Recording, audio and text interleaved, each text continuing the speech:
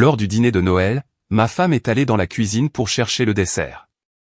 Au bout de 10 minutes, je l'ai suivie, et je l'ai entendu chuchoter « Joyeux Noël, mon amour. Tu es ma vraie famille.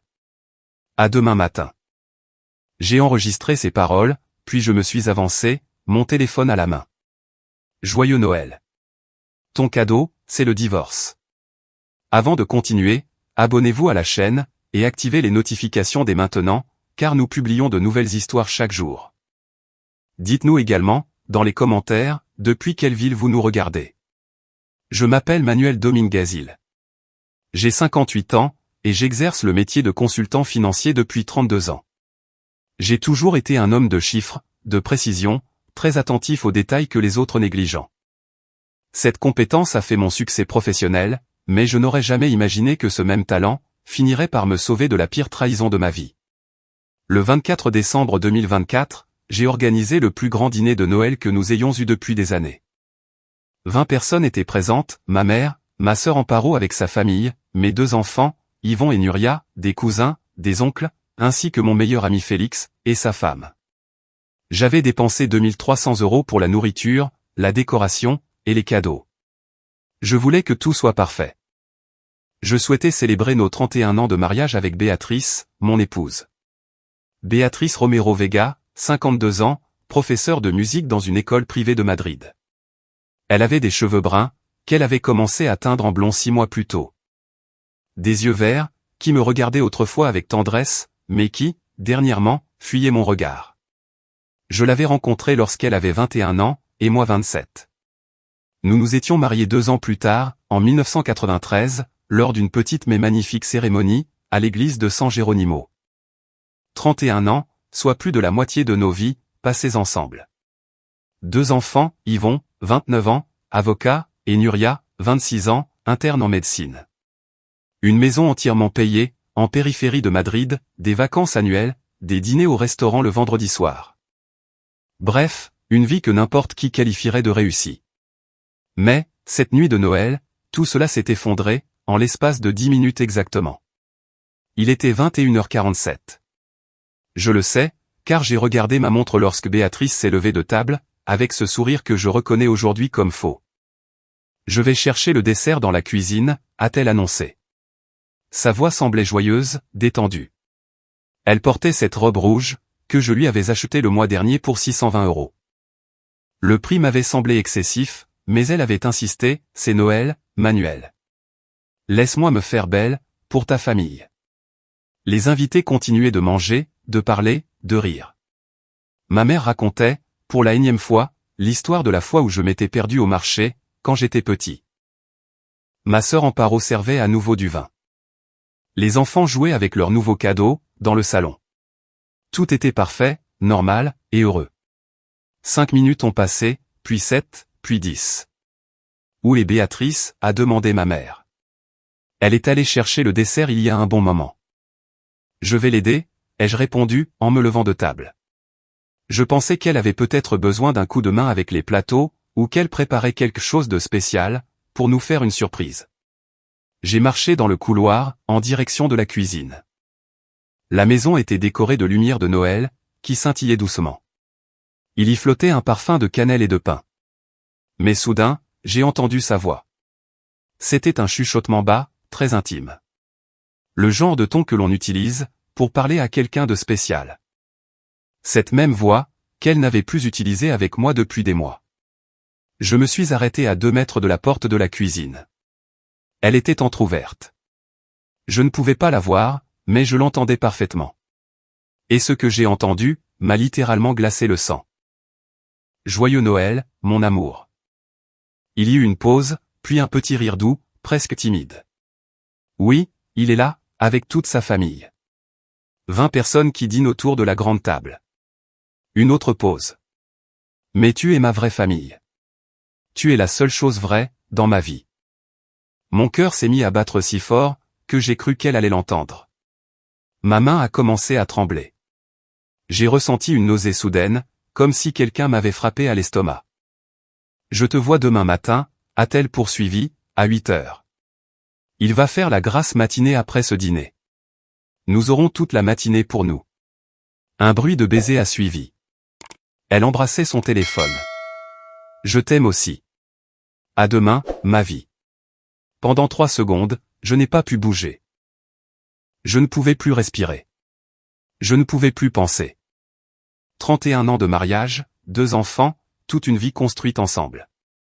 Et elle était là, à 3 mètres de moi, en train de dire à un autre homme qu'il était sa vraie famille. Mais ensuite, quelque chose s'est activé en moi.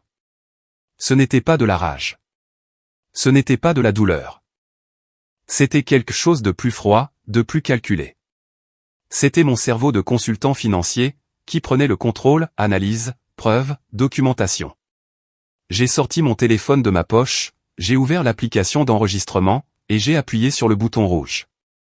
J'ai fait 2 pas en arrière, puis je me suis de nouveau approché, en faisant cette fois-ci claquer mes chaussures contre le parquet. Béatrice, ai-je appelé, en faisant semblant de venir d'arriver. As-tu besoin d'aide pour le dessert?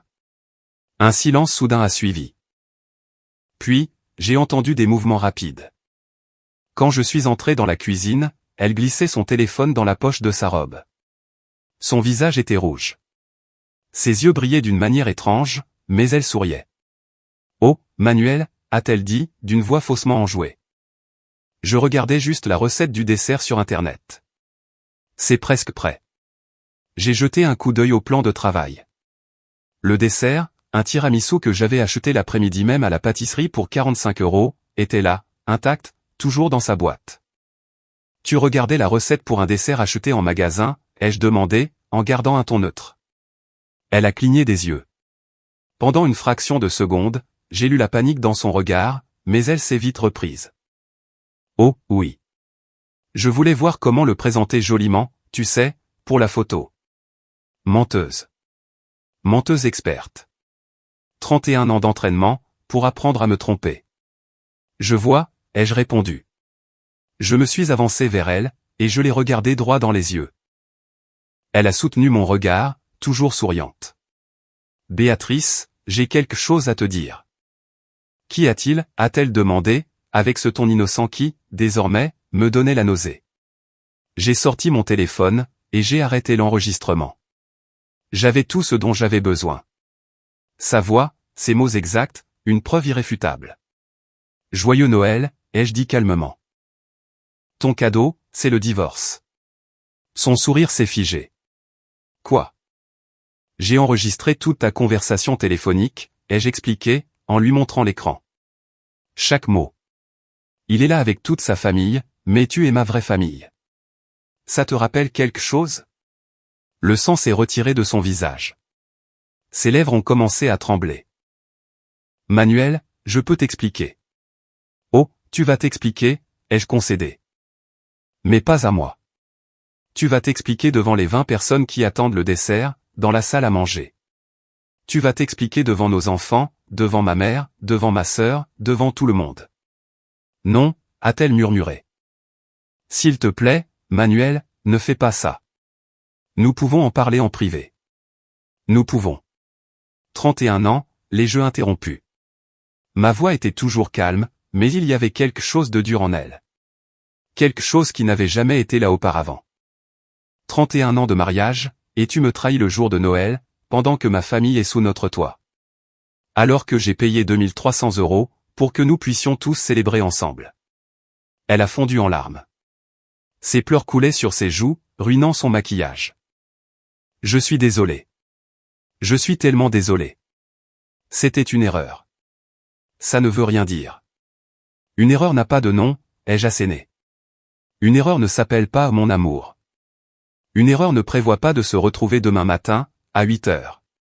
J'ai pris le tiramisu sur le comptoir.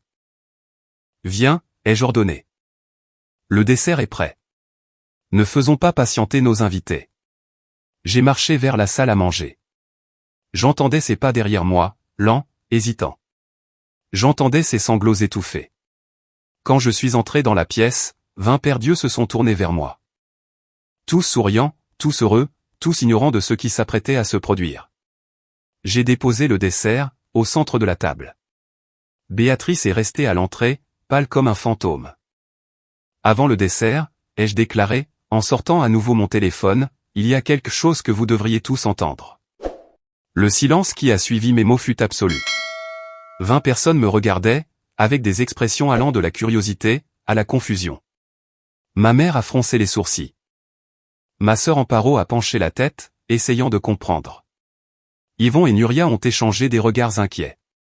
Félix, mon meilleur ami depuis 35 ans, m'observait intensément. Il connaissait cette expression sur mon visage. Il l'avait déjà vue, lorsque je découvrais des fraudes, lors d'audits d'entreprise. « Manuel, que fais-tu » a demandé Amparo. Je n'ai pas répondu. J'ai simplement connecté mon téléphone à l'enceinte Bluetooth du salon. La même enceinte que nous avions utilisée toute la soirée, pour diffuser des chants de Noël. Le volume était au maximum, car ma mère de 79 ans avait des problèmes d'audition. Ce que vous allez entendre, ai-je dit d'une voix ferme, est un enregistrement que j'ai réalisé il y a exactement 4 minutes, dans notre cuisine. Pendant que Béatrice était censée apporter le dessert. Béatrice a fait un pas en avant. Son visage était d'une blancheur cadavérique.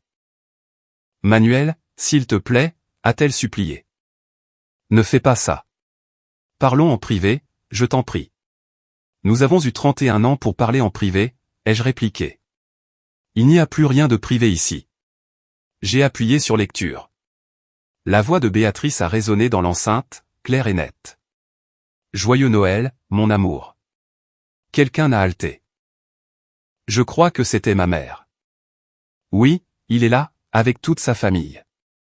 20 personnes qui dînent autour de la grande table. Les visages autour de la table ont commencé à changer.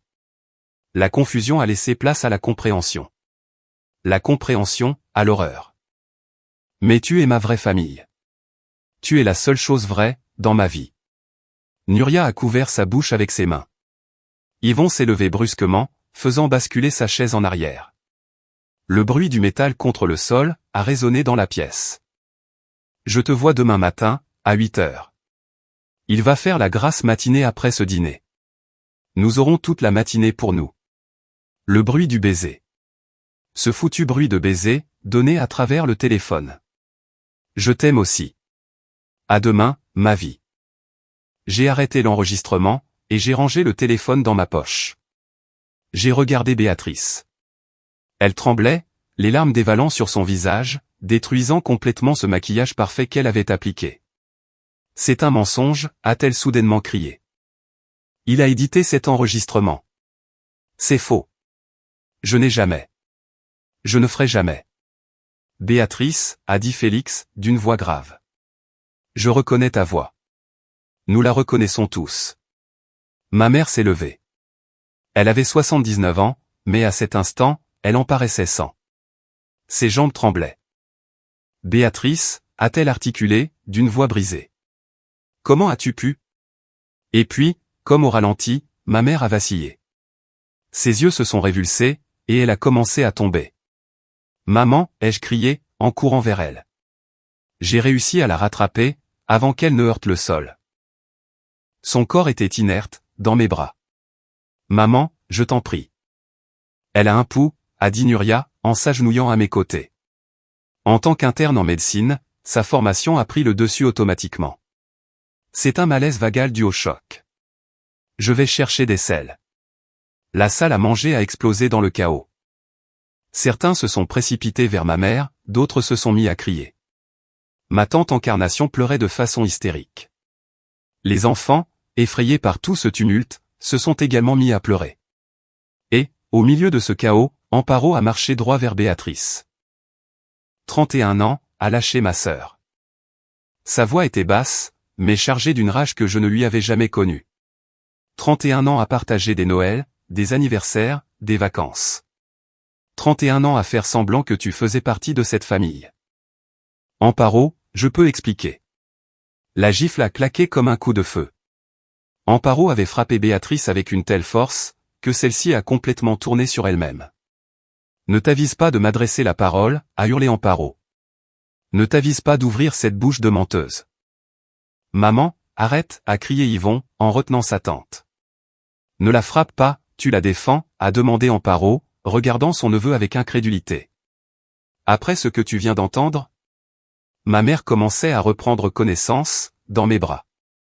Nuria agitait des selles sous son nez. Manuel, a murmuré ma mère. Manuel, dis-moi que c'est un mensonge. Ce n'est pas un mensonge, maman, ai-je dit doucement. Je suis désolé. Ma mère s'est mise à pleurer. En 79 ans de vie, je ne l'avais vue pleurer que 3 fois, à la mort de mon père, et à la naissance d'Yvon. Et maintenant? Béatrice a essayé de s'approcher. Doña Carmen, s'il vous plaît, laissez-moi expliquer. Dehors. La voix d'Amparo a tranché l'air, comme un couteau. Sors de cette maison, tout de suite. C'est ma maison aussi, a protesté faiblement Béatrice. Cette maison est au nom de mon frère, a rétorqué Amparo. Il a payé chaque euro du prêt immobilier, pendant 25 ans, pendant que tu dépensais son argent avec on ne sait qui. Dehors. Je me suis levé lentement. Ma mère était plus stable à présent, assise sur une chaise, avec Nuria à ses côtés. J'ai marché vers Béatrice. Elle me regardait avec des yeux suppliants, comme si elle espérait que j'intervienne, que je mette fin à tout ça. Pourquoi maintenant, a soudainement demandé Yvon.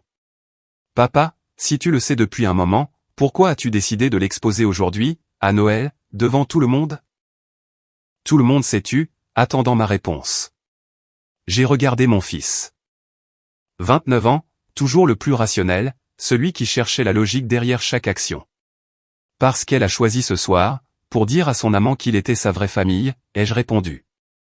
Parce que pendant que je dépensais 2300 € en nourriture et en cadeaux, pour célébrer notre anniversaire, elle prévoyait de le voir demain matin. Parce que pendant 31 ans, elle a fait semblant de m'aimer, et que je voulais que tout le monde sache quel genre de femme elle est. Avant qu'elle ne continue à les tromper avec son rôle d'épouse parfaite. Il y eut un murmure d'approbation parmi certains convives. D'autres ont simplement baissé les yeux. De plus, ai-je continué en regardant directement Béatrice, j'avais besoin de témoins. 20 témoins, qui ont entendu ta propre voix avouer ta trahison. 20 personnes qui pourront témoigner lors du procès de divorce, si nécessaire. Béatrice a étouffé un sanglot. Elle comprenait enfin qu'il ne s'agissait pas d'un accès de colère émotionnelle. Tout avait été calculé, planifié, exécuté avec précision. Toi, a-t-elle murmuré. Tu savais. Tu le savais depuis un moment, et tu as planifié tout ça. Je le sais depuis octobre, ai-je confirmé. J'ai eu 2 mois pour préparer cela. 2 mois à documenter chaque mensonge, chaque dépense suspecte, chaque message supprimé. 2 mois à jouer le mari confiant, pendant que tu jouais la femme fidèle. Qui est-ce, a demandé Félix. Qui est l'amant? Béatrice a fermé les yeux, vaincue. Il s'appelle Rodrigo Ortega Campos, ai-je répondu. Il a 45 ans. Un ancien élève de Béatrice, d'il y a 15 ans. Aujourd'hui, il est musicien. Un musicien qui vit dans un appartement qu'elle paie 850 € par mois. Les murmures se sont amplifiés. Amparo a poussé une exclamation d'indignation. Avec l'argent de mon frère, a-t-elle demandé. Avec l'argent que Manuel gagne, en travaillant 60 heures par semaine. 12 000 € en 6 mois, ai-je poursuivi. Retiré de notre compte commun. Plus 4 500 € qu'elle lui a prêté pour acheter du matériel de musique, et qu'il n'a jamais remboursé. Plus 3 200 € provenant de bijoux qu'elle a vendus. Des bijoux que je lui avais offerts, et qu'elle disait avoir perdus.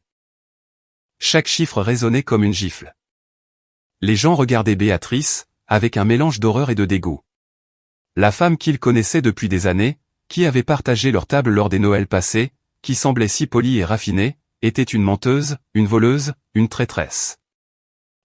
Ai-je dit, pour conclure. Prends ton manteau, et va-t'en.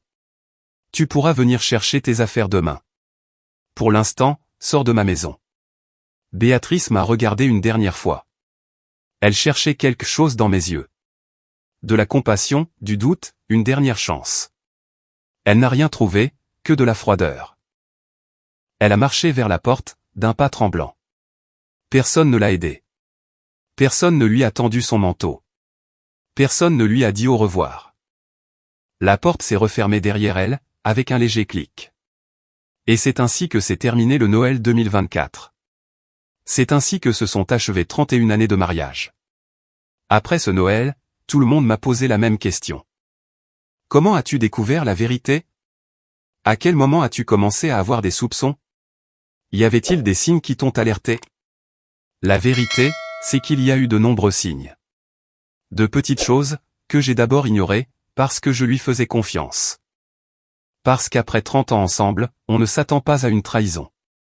Mais ces petites choses ont commencé à s'accumuler, jusqu'à ce que je ne puisse plus les ignorer. Tout a commencé le 3 septembre 2024, un mardi ordinaire. J'étais rentré chez moi après une réunion avec un client, à Barcelone. Il était 19 h quand j'ai passé la porte. Béatrice était dans le salon, assise sur le canapé, son téléphone entre les mains. Elle n'a pas levé les yeux à mon arrivée. Elle ne m'a pas accueilli avec ce baiser sur la joue, qui était un rituel depuis des décennies. « Bonjour », ai-je dit, en déposant ma mallette près de l'entrée. « Bonjour », a-t-elle répondu, sans détacher ses yeux de l'écran. Ses doigts bougeaient rapidement, elle tapait quelque chose. Puis, elle a verrouillé son téléphone, et m'a enfin regardé. « Comment s'est passé Barcelone ? » Bien, j'ai conclu un contrat. Je me suis approché d'elle. C'est là que je l'ai remarqué. Une odeur différente. Ce n'était pas son parfum habituel, ce Chanel qu'elle portait depuis des années. C'était quelque chose de plus fort, de plus sucré, de plus jeune. « Nouveau parfum ?» ai-je demandé. Elle s'est touché le cou, inconsciemment. « Oh, oui. Une collègue me l'a recommandé. »« Tu aimes ?»« C'est différent » ai-je dit. Ce que je n'ai pas dit, c'est que je le trouvais trop capiteux, trop évident. Le genre de parfum qu'une femme porte, quand elle veut attirer l'attention de quelqu'un. Les jours suivants, j'ai remarqué d'autres changements. Béatrice s'est mise à aller à la salle de sport. Ce n'était pas étrange en soi, sauf qu'en 25 ans de vie commune, elle n'avait jamais montré le moindre intérêt pour l'exercice physique. Soudain, elle y allait 5 jours par semaine, lundi, mardi, mercredi, jeudi et samedi. Elle partait à 18 h et revenait à 20 h 30. « C'est bien que tu fasses de l'exercice, lui ai-je dit un soir. »« Oui, je me sens mieux », a-t-elle répondu. Mais elle ne me regardait pas dans les yeux. Elle rangeait ses affaires de sport dans le placard avec des mouvements rapides, presque nerveux. Et puis, il y avait le téléphone. Ce maudit téléphone, qui était devenu une extension de sa main. Elle l'emmenait partout, aux toilettes, dans la cuisine, au lit. Et il était toujours posé face vers le bas, l'écran toujours caché. Elle avait changé le mot de passe. Pendant des années, cela avait été la date de naissance d'Yvon, 0803. C'était simple. Mais maintenant, quand je regardais son écran de verrouillage, je voyais 6 chiffres au lieu de 4. « Tu as changé le mot de passe de ton téléphone ?» ai-je demandé un soir, pendant que nous dînions. Elle s'est visiblement tendue. « Oui. L'école nous a demandé de renforcer la sécurité, tu sais, à cause des données des élèves. » Un mensonge. Elle travaillait dans cette école depuis 18 ans, et on ne leur avait jamais rien demandé de tel. Mais je n'ai rien dit. Pas encore. Le véritable point de rupture est survenu le 3 octobre, un jeudi. J'étais allé au supermarché le matin. À mon retour, Béatrice était au travail. J'ai décidé de laver sa voiture. Une Seat Léon grise, que je lui avais achetée 3 ans plus tôt, pour 23 000 €. Je voulais lui faire plaisir. Quelle ironie. Pendant que je nettoyais l'intérieur, j'ai trouvé quelque chose sous le siège du conducteur. Un morceau de papier plié. Je l'ai ouvert, sans y prêter trop d'attention. C'était une addition. L'addition d'un restaurant appelé la Vina de Oro, dans le centre de Madrid. Date, 28 septembre 2024. Samedi, il y a tout juste 5 jours. J'ai lu les détails. 2 verres de vin rouge réserve, 12 €. 2 plats de faux filet au foie gras, 140 €. Dessert à partager, 35 €. Café, 12 €. Pourboire, 33 €. Total, 340 €. 340 € pour un dîner pour 2, dans un restaurant où nous n'étions jamais allés ensemble. Un samedi, où elle m'avait dit qu'elle dînait avec des collègues de l'école. Je me suis assis sur le siège du conducteur, avec ce reçu entre les mains. Le soleil d'octobre passait à travers le pare-brise. J'entendais les oiseaux chanter, dans le jardin. Tout était normal, mais plus rien n'était normal. J'ai fouillé dans ma mémoire, pour me remémorer ce samedi. Béatrice était partie à 20h. Elle portait cette robe bleu marine, qui lui allait très bien, des talons, et un maquillage soigné. Elle m'avait embrassé sur la joue et m'avait dit « Ne m'attends pas. Tu sais comment sont ces dîners entre profs, ça s'éternise. » Elle était rentrée à 1h30 du matin. Elle sentait le vin, et ce nouveau parfum. Je suis rentré dans la maison, le reçu dans ma poche. J'ai attendu le soir, qu'elle rentre du travail. Nous avons dîné en silence. Puis, pendant qu'elle faisait la vaisselle, j'ai sorti le bout de papier. J'ai trouvé ça dans ta voiture, ai-je dit, en le posant sur le comptoir. Elle a regardé le papier. J'ai vu l'instant exact, où elle l'a reconnu. Ses pupilles se sont légèrement dilatées. Ses doigts se sont crispés, sur le torchon qu'elle tenait. Oh, oui, a-t-elle dit, d'une voix contrôlée. Le dîner des professeurs, samedi dernier. 340 €, ai-je souligné. Ça devait être un dîner très élégant.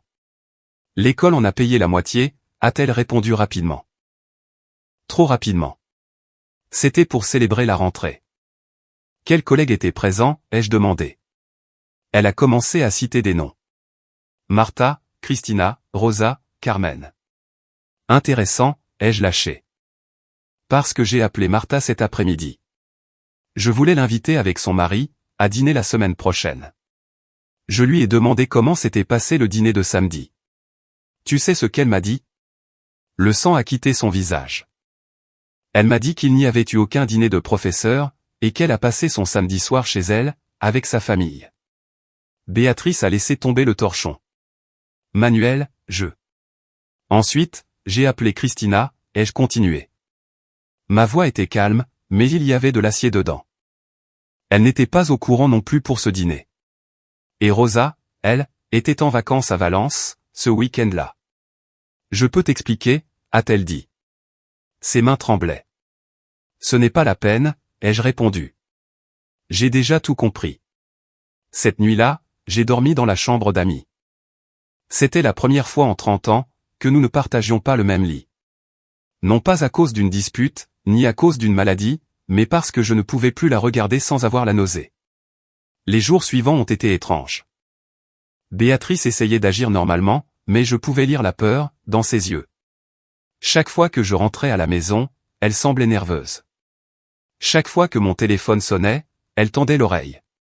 J'ai commencé à observer davantage, à documenter. J'ai vérifié nos relevés bancaires, pour les 6 derniers mois. J'y ai trouvé des retraits étranges. 300 € ici, 500 € là, 1100 € en août. Toujours en espèces, toujours sans explication claire. J'ai inspecté ses vêtements, j'ai trouvé des reçus pour des achats dont je ne me souvenais pas. Une robe à 600 € que je ne lui avais jamais vue porter, de la nouvelle lingerie qu'elle ne mettait jamais avec moi, des chaussures de prix, des parfums. Et puis, j'ai pris la décision la plus importante. Je n'allais pas la confronter tout de suite. Je n'allais pas exiger d'explications. Je n'allais pas lui laisser l'occasion de préparer des excuses, ou de détruire des preuves. J'allais enquêter. J'allais documenter. J'allais monter un dossier si solide, qu'elle ne pourrait rien nier. Le 15 octobre, j'ai appelé Félix, mon meilleur ami depuis l'âge de 22 ans, qui était détective de police à la retraite. Si quelqu'un pouvait m'aider à découvrir la vérité, c'était bien lui. Nous nous sommes retrouvés dans un café, loin de chez moi. Je lui ai tout raconté. Le parfum, la salle de sport, le téléphone, l'addition du restaurant, les retraits d'espèces. Félix m'a écouté en silence. Quand j'ai eu fini, il a déclaré, des signes classiques d'infidélité. Tous. J'ai besoin de savoir qui il est, ai-je dit. J'ai besoin de preuves. J'ai besoin de preuves qu'elle ne pourra pas nier. Ça va te coûter cher, m'a prévenu Félix. Je m'en fiche, ai-je répondu. J'ai payé de 30 années de ma vie pour croire à un mensonge. Je peux bien payer quelques milliers d'euros, pour la vérité. 2 jours plus tard, Félix a commencé la filature, et ce qu'il a découvert était pire, que tout ce que j'aurais pu imaginer. Félix a travaillé vite, beaucoup plus vite que ce à quoi je m'attendais. 3 jours après que je l'ai engagé, il avait déjà un nom. En 1 semaine, il avait des photographies. En 2 semaines, il disposait d'un rapport complet de 32 pages, qu'il m'a remis un samedi matin, chez lui. Tu ne vas pas aimer ce que tu vas lire, m'a-t-il averti, en me tendant l'enveloppe Kraft. Crois-moi, Manuel, c'est pire que ce que tu pensais. Il avait raison.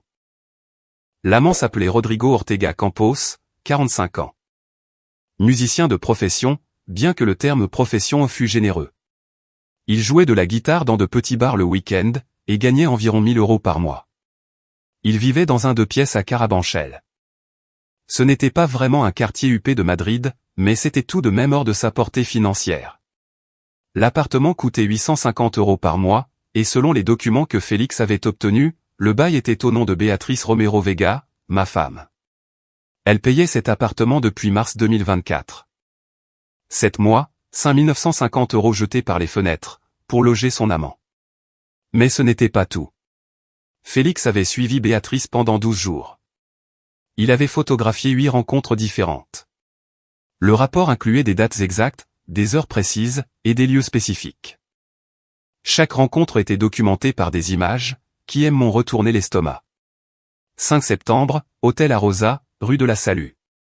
Entrée à 15h47, sortie à 18h23. 2h36. Sur la photo, Béatrice entrait, main dans la main avec un homme aux cheveux longs, arborant une barbe négligée et une veste en cuir usé. Rodrigo. 18 septembre, Hôtel Ganivet, rue de Tolède.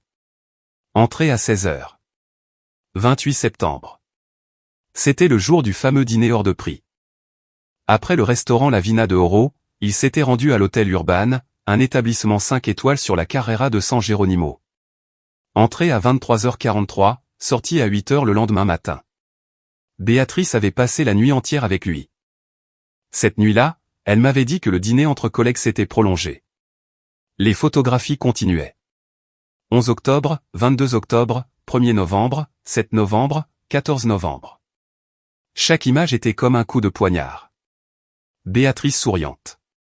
Béatrice l'embrassant dans la rue. Béatrice entrant dans des hôtels avec cet homme. Béatrice en ressortant des heures plus tard, les cheveux ébouriffés, les vêtements froissés, affichant cette expression de satisfaction, qu'elle ne me réservait plus. Il y a autre chose, a dit Félix. Sa voix était douce, presque désolée. L'aspect financier. J'ai examiné les relevés bancaires, qu'il avait joints. Félix avait des contacts dans plusieurs banques, des contacts qui lui devaient des faveurs, depuis ses années de détective. Entre mars et novembre 2024, Béatrice avait retiré 12 000 € en espèces, de notre compte joint. 12 000 €.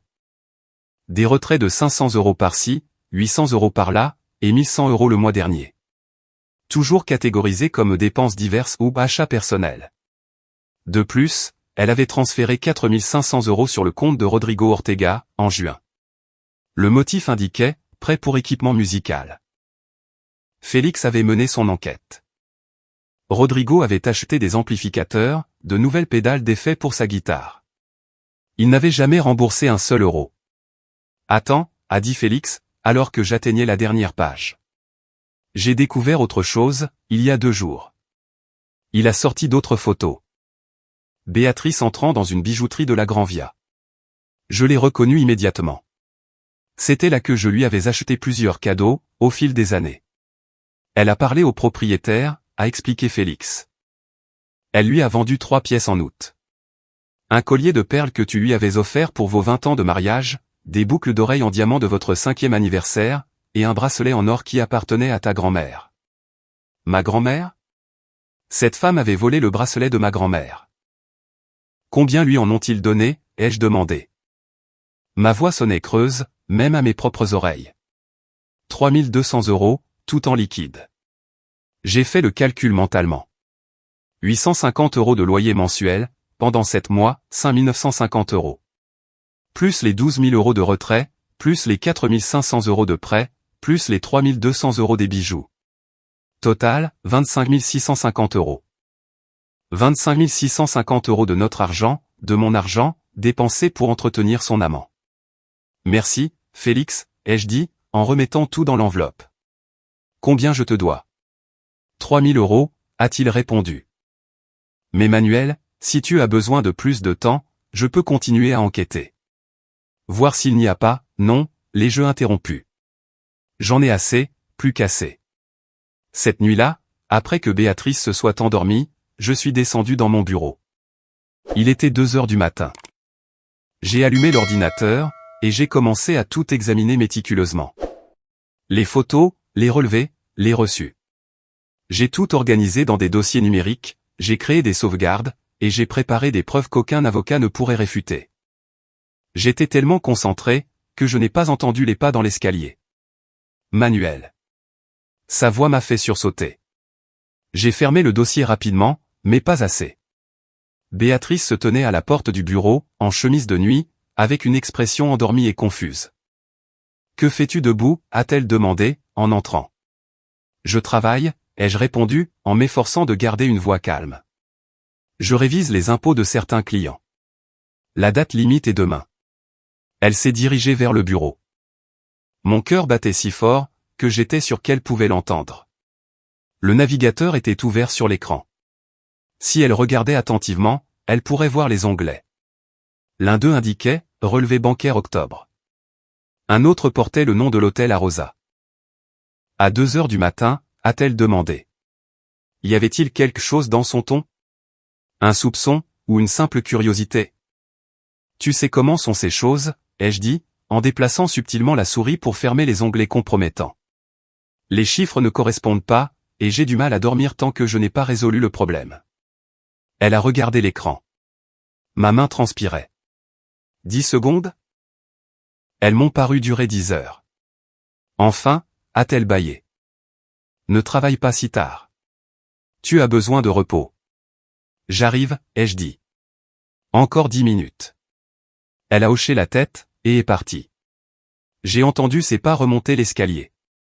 J'ai entendu la porte de notre chambre se refermer. Ce n'est qu'à cet instant, que je me suis autorisé à respirer. J'avais été à 2 doigts d'être découvert. Si elle avait regardé l'écran une seconde plus tôt, si elle avait vu les onglets ouverts, si elle m'avait demandé quel client nécessitait la révision de ses relevés bancaires personnels à 2 heures du matin.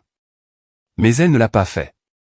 Parce qu'après 30 ans, elle était convaincue que j'étais le mari prévisible, le consultant ennuyeux qui travaillait tard, l'homme qui ne se douterait jamais de rien. Le parfait idiot.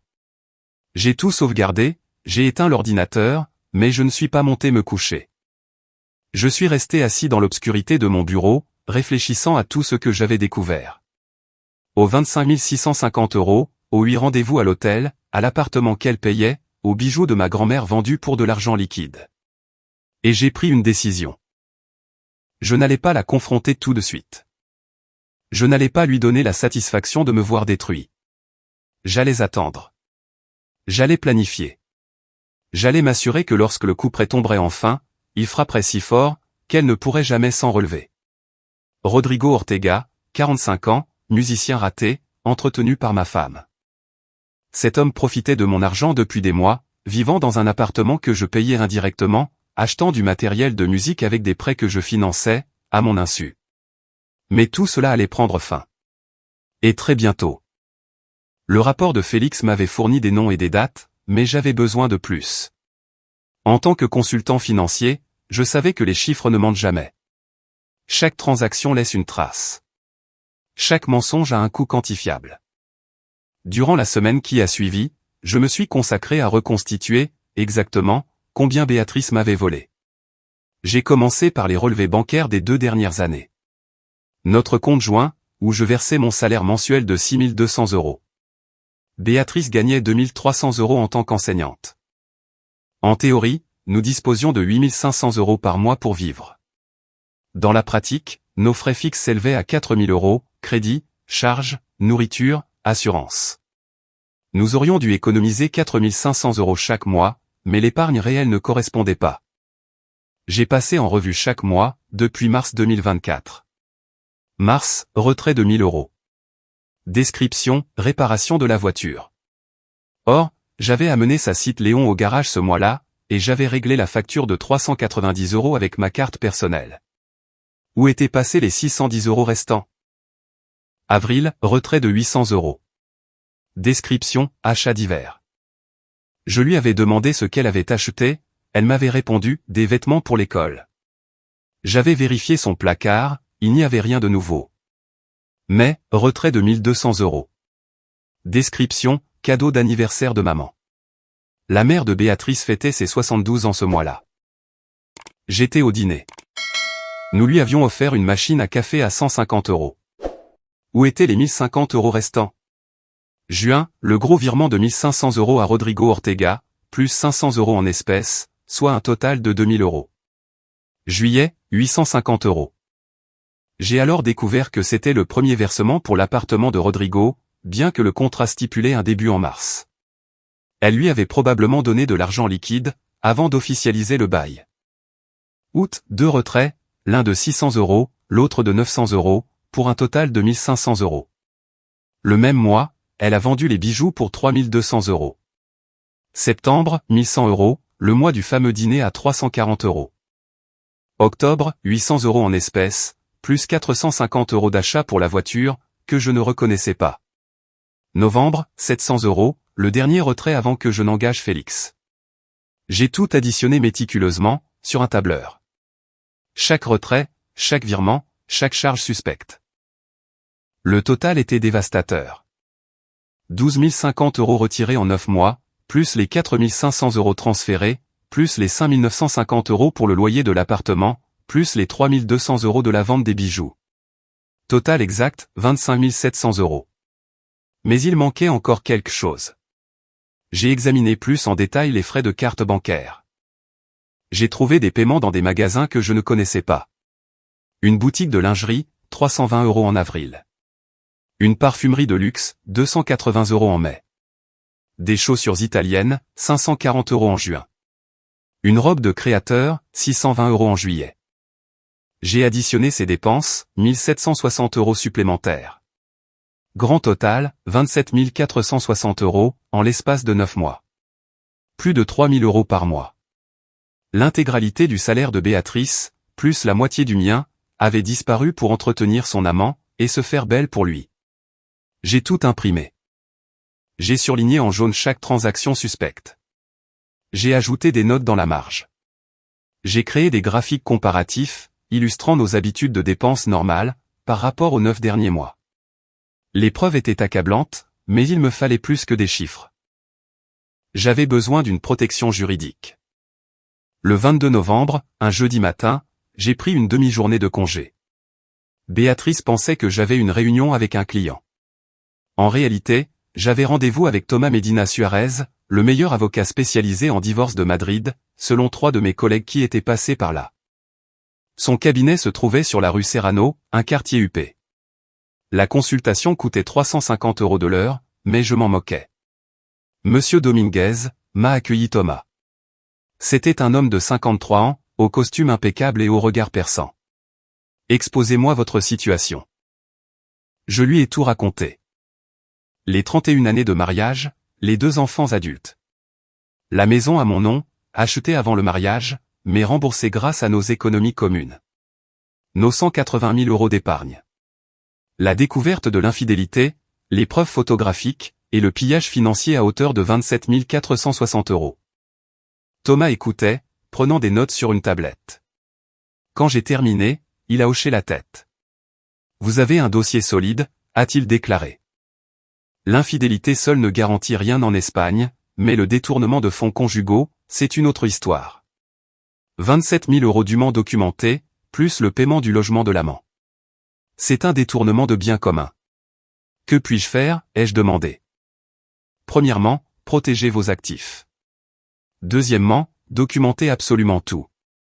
Troisièmement, lors de la demande de divorce, réclamez une compensation financière, et une répartition inégale des biens, basée sur ce détournement. La maison est à mon nom, ai-je précisé. Je l'ai achetée en 1990, 3 ans avant notre mariage.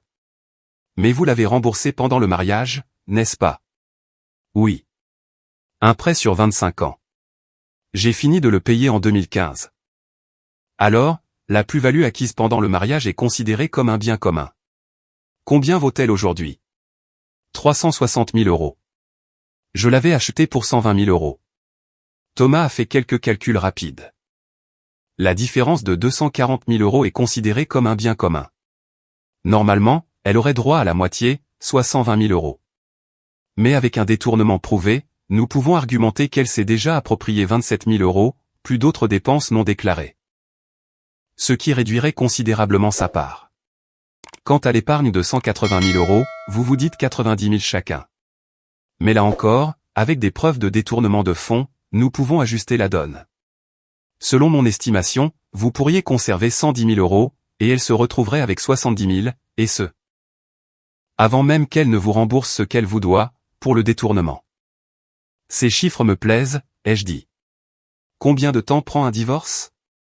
S'il est contesté, avec ce genre de complications, entre 8 et 12 mois. Mais je peux obtenir des mesures conservatoires immédiates, gel des comptes, séparation des biens, et une injonction d'éloignement, si nécessaire. Je veux lancer la procédure, ai-je déclaré. Mais je ne veux pas qu'elle le sache, avant que je n'ai décidé de la confronter. Thomas a haussé un sourcil. Quand comptez-vous le faire? À Noël, ai-je répondu.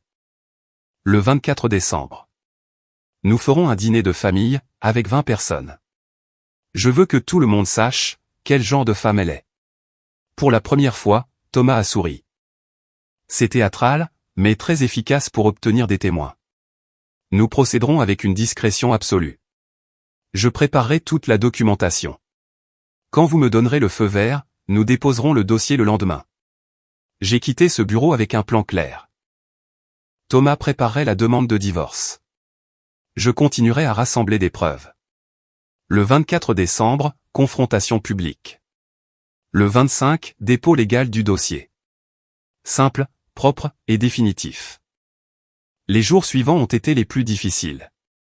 Devoir faire semblant que tout était normal, tout en sachant la vérité. Prendre le petit déjeuner avec Béatrice, dîner avec elle, l'écouter parler de sa journée, alors que je savais qu'elle incluait probablement des messages avec Rodrigo. La regarder sourire, en planifiant sa prochaine rencontre avec lui. Mais j'ai tenu bon. Chaque nuit, après qu'elle se soit endormie, je descendais dans mon bureau, je mettais à jour mes dossiers, j'ajoutais de nouveaux détails, je photographiais des documents, je créais des sauvegardes dans 3 emplacements différents. J'ai aussi fait autre chose. J'ai ouvert un nouveau compte bancaire, uniquement à mon nom. J'y ai transféré 90 000 € de notre épargne commune. Exactement ma moitié. Légalement justifiable, et protégé. J'ai changé les mots de passe de tous nos comptes d'investissement. J'ai mis à jour mon testament, retirant Béatrice des bénéficiaires, et laissant tout à Yvon et Nuria. J'ai réorganisé nos polices d'assurance vie. Je me préparais pour la guerre. Et à la guerre, celui qui frappe le premier, et le plus fort, gagne. Décembre est arrivé, avec un froid inhabituel pour Madrid. Les rues se sont remplies de lumière de Noël. Les magasins diffusaient des chants de fête, et les gens achetaient des cadeaux, avec des expressions joyeuses. Moi, je continuais à vivre le plus grand mensonge de ma vie, en faisant semblant que tout allait bien. Chaque matin, je me réveillais à côté de Béatrice. Elle s'étirait, bâillait, et me donnait un baiser mécanique sur la joue. « Bonjour », disait-elle. « Bonjour », répondais-je, comme si de rien n'était. Comme si je ne savais pas, qu'elle avait échangé des messages avec Rodrigo, jusqu'à 2 heures du matin la veille. Comme si je n'avais pas vu comment elle cachait son téléphone, quand j'entrais dans la chambre. Nous prenions le petit déjeuner ensemble, un café et des toasts. Elle lisait les actualités sur sa tablette. Je faisais semblant de lire le journal, tout en observant chacun de ses gestes. La façon dont elle souriait quand son téléphone vibrait. La vitesse à laquelle elle le déverrouillait, tapait quelque chose, puis le rangeait. Le tout, en l'espace de quelques secondes. Efficace, entraînée, et experte en tromperie. « Quels sont tes projets pour aujourd'hui » me demandait-elle. « Des réunions, de la paperasse, comme d'habitude » répondais-je. Ce que je ne disais pas, c'est que ces réunions incluaient une nouvelle séance avec Thomas, pour revoir notre stratégie juridique. Et que cette paperasse, c'était des documents de divorce portant déjà ma signature, n'attendant plus que la date de dépôt. Je la regardais partir au travail chaque matin, sa cite Léon grise disparaissant au coin de la rue. C'est alors que je m'autorisais à respirer. C'est à ce moment-là seulement que je baissais ma garde. C'est à ce moment-là seulement que mon masque de mari confiant pouvait tomber. Le 3 décembre, un mardi, il s'est passé quelque chose qui a failli me briser. J'étais à mon bureau, quand j'ai reçu un message de Nuria, ma fille. « Papa, on peut dîner ensemble ce soir? J'ai besoin de te parler de quelque chose d'important. Nous avons dîné dans son restaurant préféré, un petit établissement italien, près de son hôpital. Nuria est arrivée rayonnante, avec cette énergie que n'ont que les porteurs de bonnes nouvelles. Papa, ils m'ont accepté, a-t-elle annoncé avant même que nous nous assoyions. La bourse pour le programme de spécialisation à Zurich. Une année entière en chirurgie cardiaque pédiatrique. Mon cœur s'est gonflé de fierté. C'est merveilleux, ma chérie. Fantastique. Il y a un problème, a-t-elle poursuivi, son sourire s'effaçant légèrement. La bourse couvre les frais de scolarité et le logement de base, mais pas les frais de subsistance. J'ai besoin d'environ 32 000 € pour l'année. La nourriture, les transports, le matériel médical. Je sais que c'est beaucoup. Nous les aurons, ai-je dit immédiatement. Parce que c'était mon rôle. Le père pourvoyeur, celui qui rendait les rêves de ses enfants possibles. Je trouverai un moyen. Elle m'a serré fort dans ses bras. Merci, papa. Tu es le meilleur. Maman est aussi très enthousiaste, je lui ai déjà dit ce matin. Bien sûr, elle l'avait d'abord annoncé à Béatrice. Bien sûr, sa mère, la femme qui dépensait 3 000 € par mois pour son amant, était enthousiaste à l'idée que ce soit moi, qui paie. Ce soir-là, je suis rentré en voiture en silence. 32 000 €. J'avais promis cette somme à ma fille pour accomplir son rêve, mais Béatrice avait détourné 27 460 € pour entretenir le sien. Si elle n'avait pas volé cet argent, nous aurions eu plus qu'assez de fonds. Je suis arrivé à la maison. Béatrice était dans le salon, regardant la télévision. Elle m'a vu entrer et a souri. Tu as dîné avec Nuria, n'est-ce pas? Elle t'a parlé de Zurich? Je suis tellement fier d'elle. Fier. Ce mot, dans sa bouche, m'a donné la nausée. Oui, elle me l'a dit, ai-je répondu. Je vais aller travailler un peu dans le bureau. J'ai descendu les escaliers, j'ai fermé la porte, je me suis assis sur ma chaise, et là, pour la première fois depuis des semaines, j'ai pleuré. J'ai pleuré pour ma fille, qui méritait d'accomplir ses rêves sans que l'argent destiné à son éducation n'ait été volé par sa propre mère. J'ai pleuré pour 31 années de mariage, qui s'avérait être une farce. J'ai pleuré pour l'homme confiant et naïf que j'avais été, désormais remplacé par cette coquille calculatrice, qui feignait des sourires. J'ai pleuré jusqu'à n'avoir plus de larmes.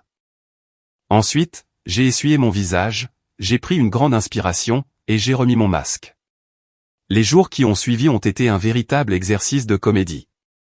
Béatrice et moi avons acheté le sapin de Noël ensemble. Nous l'avons décoré un samedi après-midi. Elle accrochait les boules pendant que je démêlais les guirlandes lumineuses, exactement comme chaque année depuis 1993. Comme si de rien n'était. Comme si je n'étais pas en train de compter mentalement les jours qu'il restait, avant de détruire son monde. Nous devrions faire un grand dîner cette année, a-t-elle suggéré, en accrochant une étoile dorée. Ça fait longtemps que nous n'avons pas réuni toute la famille. Bonne idée, ai-je répondu. Parfait. Elle planifiait sa propre humiliation publique. Je vais inviter tout le monde. Faisons en sorte que ce soit spécial. Cette nuit-là, pendant qu'elle dormait, j'ai envoyé des messages à 20 personnes. Ma mère, Amparo et sa famille, Yvon et Nuria, des cousins, des oncles, Félix. Dîner de Noël chez nous, le 24 décembre. Ne le manquez pas, ce sera une soirée mémorable. Mémorable, c'était un euphémisme. Le 16 décembre, j'ai eu une autre réunion avec Thomas. J'ai apporté les derniers documents, de nouveaux relevés bancaires, et des photos récentes prises par Félix. Béatrice entrant dans l'appartement de Rodrigo le 13 décembre, et en ressortant 3 heures plus tard. Implacable, a commenté Thomas en examinant le dossier. Si elle tente de se défendre, nous la détruirons avec ça. Il n'y aura aucune défense possible, ai-je affirmé. Je veux juste m'assurer que je suis protégé légalement, et qu'elle ne puisse pas prendre plus que ce qu'elle mérite. Vous l'êtes déjà, a confirmé Thomas. Les documents sont prêts, les mesures conservatoires préparées. Le 25 décembre, à 9 h du matin, nous déposerons tout au tribunal. À midi, les comptes seront gelés. Dans l'après-midi, elle recevra la notification officielle. Parfait. Le 19 décembre, Béatrice a reçu un bouquet de fleurs. De grandes roses rouges.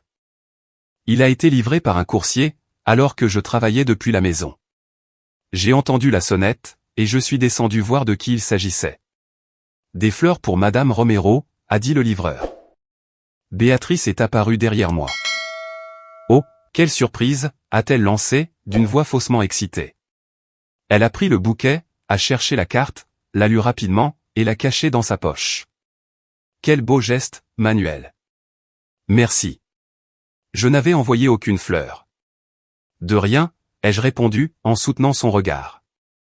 C'est elle qui a détourné les yeux la première, et elle a monté les escaliers rapidement avec le bouquet. Ce soir-là, alors qu'elle était sortie pour son cours de yoga, un autre mensonge, il n'y avait pas de yoga le jeudi où je suis entré dans notre chambre, et j'ai cherché la carte. Elle était cachée dans le tiroir de sa table de nuit, sous des mouchoirs en papier. Je l'ai lue, pour mon amour. Merci d'exister, Rodrigo. J'ai photographié la carte, et je l'ai remise exactement là où elle était. J'ai envoyé la photo à Thomas. Une preuve de plus, ai-je écrit. Excellent, a-t-il répondu. Chaque pièce compte. Les tout derniers jours avant Noël ont été les plus éprouvants. Voir Béatrice préparer le dîner avec enthousiasme, acheter les ingrédients, nettoyer la maison, choisir sa robe. Cette foutue robe rouge, que je lui avais achetée pour 620 €. Ça va être une soirée magnifique, m'a-t-elle dit le matin du 24. 31 ans, Manuel. Qui l'aurait cru? Qui l'aurait cru, ai-je répété. Elle m'a embrassé. Un baiser sur les lèvres, bref, mais intentionnel. Le premier depuis des semaines. De la culpabilité, de la nostalgie, ou simplement le maintien de la façade jusqu'au bout. Peu importait. Dans quelques heures, tout serait terminé. Cet après-midi-là, pendant que Béatrice cuisinait, je suis monté dans mon bureau. J'ai passé en revue toutes les preuves sur mon téléphone, pour la dernière fois. Les enregistrements, les photos, les relevés. Tout était prêt, bien organisé. J'ai regardé par la fenêtre. Le soleil se couchait sur Madrid. Les lumières de Noël commençaient à s'allumer. Dans quelques heures, 20 personnes seraient dans ma maison. Dans quelques heures, 31 années de mensonges prendraient fin. J'ai pris une grande inspiration, et j'ai remis mon masque une dernière fois. Le mari confiant, l'hôte gracieux, l'homme qui ne se doutait de rien. Je suis descendu. Béatrice était dans la cuisine, souriante, en train de mélanger quelque chose dans une marmite. Tout va bien, a-t-elle demandé. Tout est parfait, ai-je répondu. Et je le pensais vraiment. Parce qu'enfin, après des semaines de faux-semblants, de jeux d'acteurs, de silence écrasant dû à ce que je savais, j'étais sur le point d'enlever ce masque. Et quand je le ferais, ce serait à elle, d'apprendre à faire semblant. Faire semblant qu'elle pouvait justifier l'injustifiable. Faire semblant que 31 ans signifiait quelque chose. Faire semblant de mériter le pardon. Mais elle ne l'obtiendrait pas. Parce que j'avais quelque chose qu'elle n'avait jamais eu, la vérité. Les 3 jours qui ont suivi ce Noël ont été un chaos silencieux. Béatrice n'est pas rentrée à la maison. Elle a trouvé refuge dans l'appartement de sa mère, à Valka. Je suis resté dans notre maison, désormais vide et froide. Malgré les décorations de Noël toujours accrochées au mur, l'arbre était encore allumé, et les cadeaux non ouverts restaient sous ses branches. Tout semblait figé, à l'instant exact où la vérité avait éclaté. Mais le silence n'a pas duré longtemps. Le 27 décembre, un mercredi après-midi, Yvon s'est présenté à la maison à l'improviste. Il a utilisé sa clé. Je l'ai entendu entrer, alors que je travaillais dans mon bureau, examinant les documents que Thomas m'avait envoyés le matin même. Les papiers du divorce étaient prêts à être déposés le lendemain. « Papa » a-t-il appelé depuis l'entrée. Sa voix semblait tendue, contrôlée. « Nous devons parler. » Je suis remonté de mon bureau. Mon fils était dans le salon, toujours avec son manteau. Il ne s'était pas assis. Mauvais signe. Quand Yvon ne s'assoit pas, c'est qu'il vient pour affronter, pas pour discuter. « Bonjour, mon fils » ai-je dit calmement.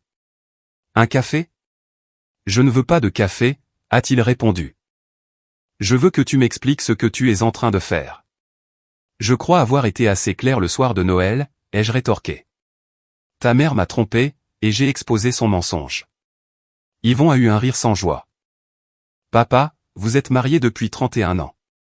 3 décennies. Et tu mets fin à tout ça, pour une erreur. Ce mot, erreur. Comme si une trahison calculée, s'étalant sur des mois, pouvait être réduite à une simple erreur. Une erreur, c'est d'oublier un anniversaire, ai-je répondu, ma voix toujours calme, mais avec une pointe d'acier. Une erreur, c'est d'arriver en retard au dîner. Mais avoir un amant, le soutenir financièrement, planifier des rencontres secrètes pendant que je travaille pour faire vivre cette famille. Ce n'est pas une erreur, Yvon. C'est une décision consciente, répétée des centaines de fois. Elle est effondrée, a insisté mon fils. Je l'ai vue hier. Elle n'arrête pas de pleurer. Elle est chez grand-mère, elle dort sur le canapé, elle mange à peine. Elle dit qu'elle a fait la plus grosse erreur de sa vie. Comme c'est gentil à toi de lui rendre visite, ai-je dit. Et as-tu rendu visite à ton père? L'homme qui vient de découvrir que sa femme le trompait, pendant qu'il payait les factures. Yvon a eu la décence d'avoir l'air mal à l'aise. Je suis venu maintenant. 2 jours plus tard. Alors que tu as couru réconforter ta mère dès le lendemain. Elle avait besoin de moi, s'est-il défendu. J'avais besoin de toi, moi aussi, ai-je répondu, et pour la première fois, ma voix s'est légèrement brisée. La nuit de Noël, après le départ de tout le monde, je suis resté seul dans cette maison. Sais-tu ce que j'ai fait?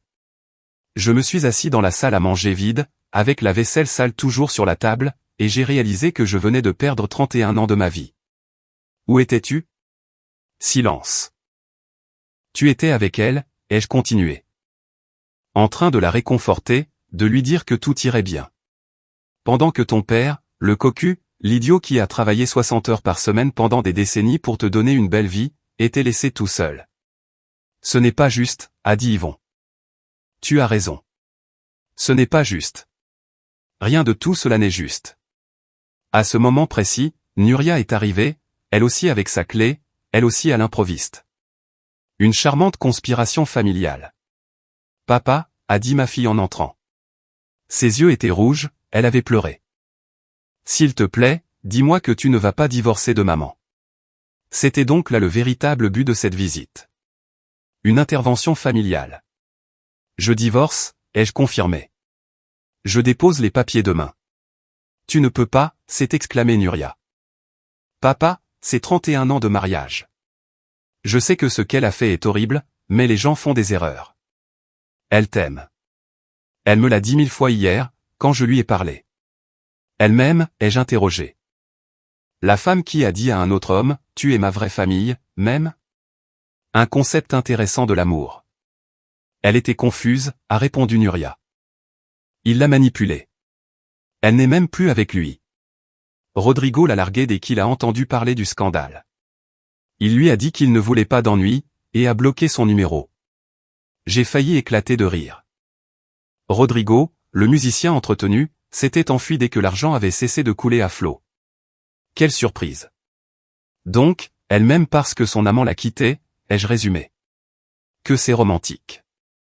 Je suis son second choix, n'est-ce pas? Ce n'est pas ça, a protesté Nuria. Elle le regrette sincèrement. Sincèrement, ai-je répété. Dis-moi, Nuria. Quand a-t-elle exactement commencé à regretter? Quand elle a dit, Joyeux Noël, mon amour à Rodrigo, pendant que je l'attendais dans la salle à manger. Ou quand ils ont prévu de se voir le lendemain. Ou peut-être. Quand elle a dépensé 27 000 € de notre argent pour l'entretenir, pendant 9 mois. Mes 2 enfants sont restés quoi à l'énoncé de ce chiffre? 27 000 €. Euros, ai-je répété. De l'argent qui devrait être placé en épargne. De l'argent que nous pourrions utiliser pour la bourse de Nuria, à Zurich. De l'argent dont Yvon a besoin pour son appartement. Mais non, cet argent est parti pour payer le loyer de l'amant de votre mère, pour des hôtels, des dîners hors de prix. Des cadeaux pour lui. Nous ne savions pas que c'était autant, a murmuré Yvon. Parce que vous n'avez pas posé la question. Parce que vous êtes seulement venu pour me dire de pardonner, d'oublier, de continuer à faire semblant que j'ai un mariage heureux. Nous ne te demandons pas de faire semblant, a dit Nuria. Nous te demandons de considérer l'ampleur de ce que tu fais. Un divorce, à ton âge. Et voilà, la vérité se cachait sous toute cette conversation.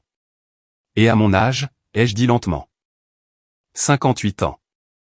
c'est ça qui t'inquiète, Nuria? Mon âge?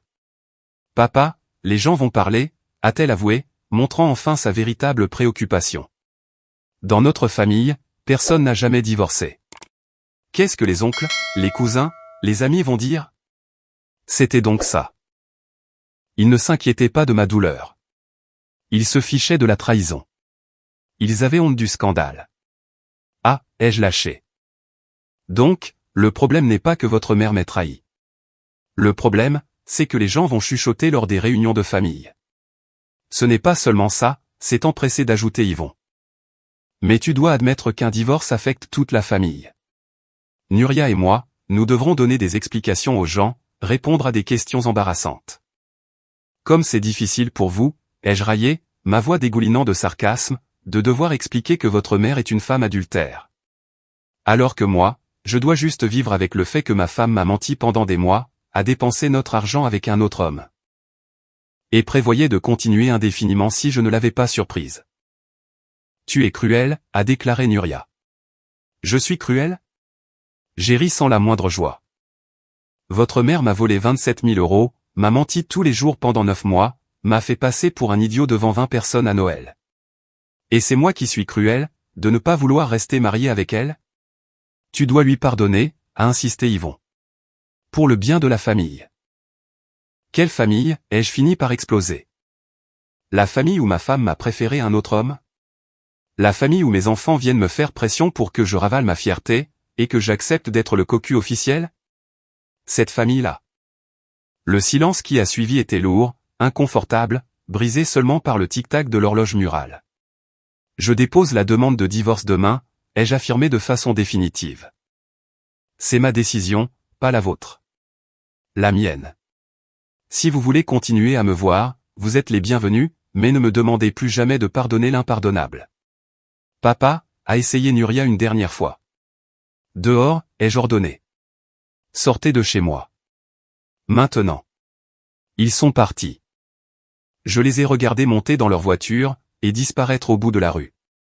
Et j'ai réalisé quelque chose de dévastateur. Mes propres enfants avaient pris le parti de leur mère. Pas parce qu'elle avait raison. Pas parce que j'avais tort. Mais parce qu'un divorce était socialement dérangeant. Parce que les apparences comptaient plus, que la justice. Je n'ai pas pu dormir cette nuit-là. J'entendais sans cesse leurs mots dans ma tête. Les gens vont parler. C'est embarrassant de divorcer à ton âge. Pense à la famille. Et je me suis demandé, à quel moment ont-ils cessé d'être mes enfants, pour devenir des juges, estimant que l'opinion publique valait plus que la dignité de leur père? Je n'avais pas de réponse. Mais je savais une chose, demain, 28 décembre, à 9 h du matin, Thomas déposerait les papiers du divorce, et rien, pas même mes propres enfants, ne me ferait changer d'avis. Le 28 décembre, à 9 h, Thomas Medina a déposé la demande de divorce, au tribunal de première instance numéro 12 de Madrid. À 10h43, j'ai reçu un message confirmant que les mesures conservatoires étaient en cours de traitement. À 12h15, nos comptes joints ont été officiellement gelés. À 14h, Béatrice a reçu la notification au domicile de sa mère. Félix m'a appelé à 15h. Elle est au courant. Sa mère vient de m'appeler en hurlant. Elle dit que tu es un monstre, et que Béatrice ne peut même plus sortir de son lit. Parfait, ai-je répondu, et je le pensais sincèrement. Mais quelque chose me perturbait. Tout au long de cette semaine, en attendant que la procédure judiciaire avance, je n'arrivais pas à chasser la conversation avec mes enfants de ma tête. La vitesse à laquelle ils avaient couru réconfortait Béatrice. La façon dont ils l'avaient défendue, sans même me demander comment je me sentais. Comme s'ils savaient déjà exactement quoi dire. Comme s'ils s'étaient exercés. Le 2 janvier 2025, un jeudi, j'ai rappelé Félix. J'ai besoin que tu enquêtes sur autre chose. Il y a quelque chose qui cloche. Dis-moi. Mes enfants. La façon dont ils ont réagi. C'était trop préparé, trop coordonné. Comme si ce n'était pas la première fois qu'ils défendaient leur mère contre une accusation d'infidélité. Il y eut un silence, à l'autre bout du fil. Puis, Félix a dit, « Tu veux que j'enquête sur tes propres enfants? Je veux que tu découvres s'ils savent quelque chose que j'ignore. S'il y a des antécédents, dont je ne suis pas au courant. » D'accord, a répondu Félix lentement. Mais Manuel, si je trouve quelque chose qui ne te plaît pas, je dois le savoir, les jeux interrompus. Quoi que ce soit. Félix a travaillé pendant une semaine.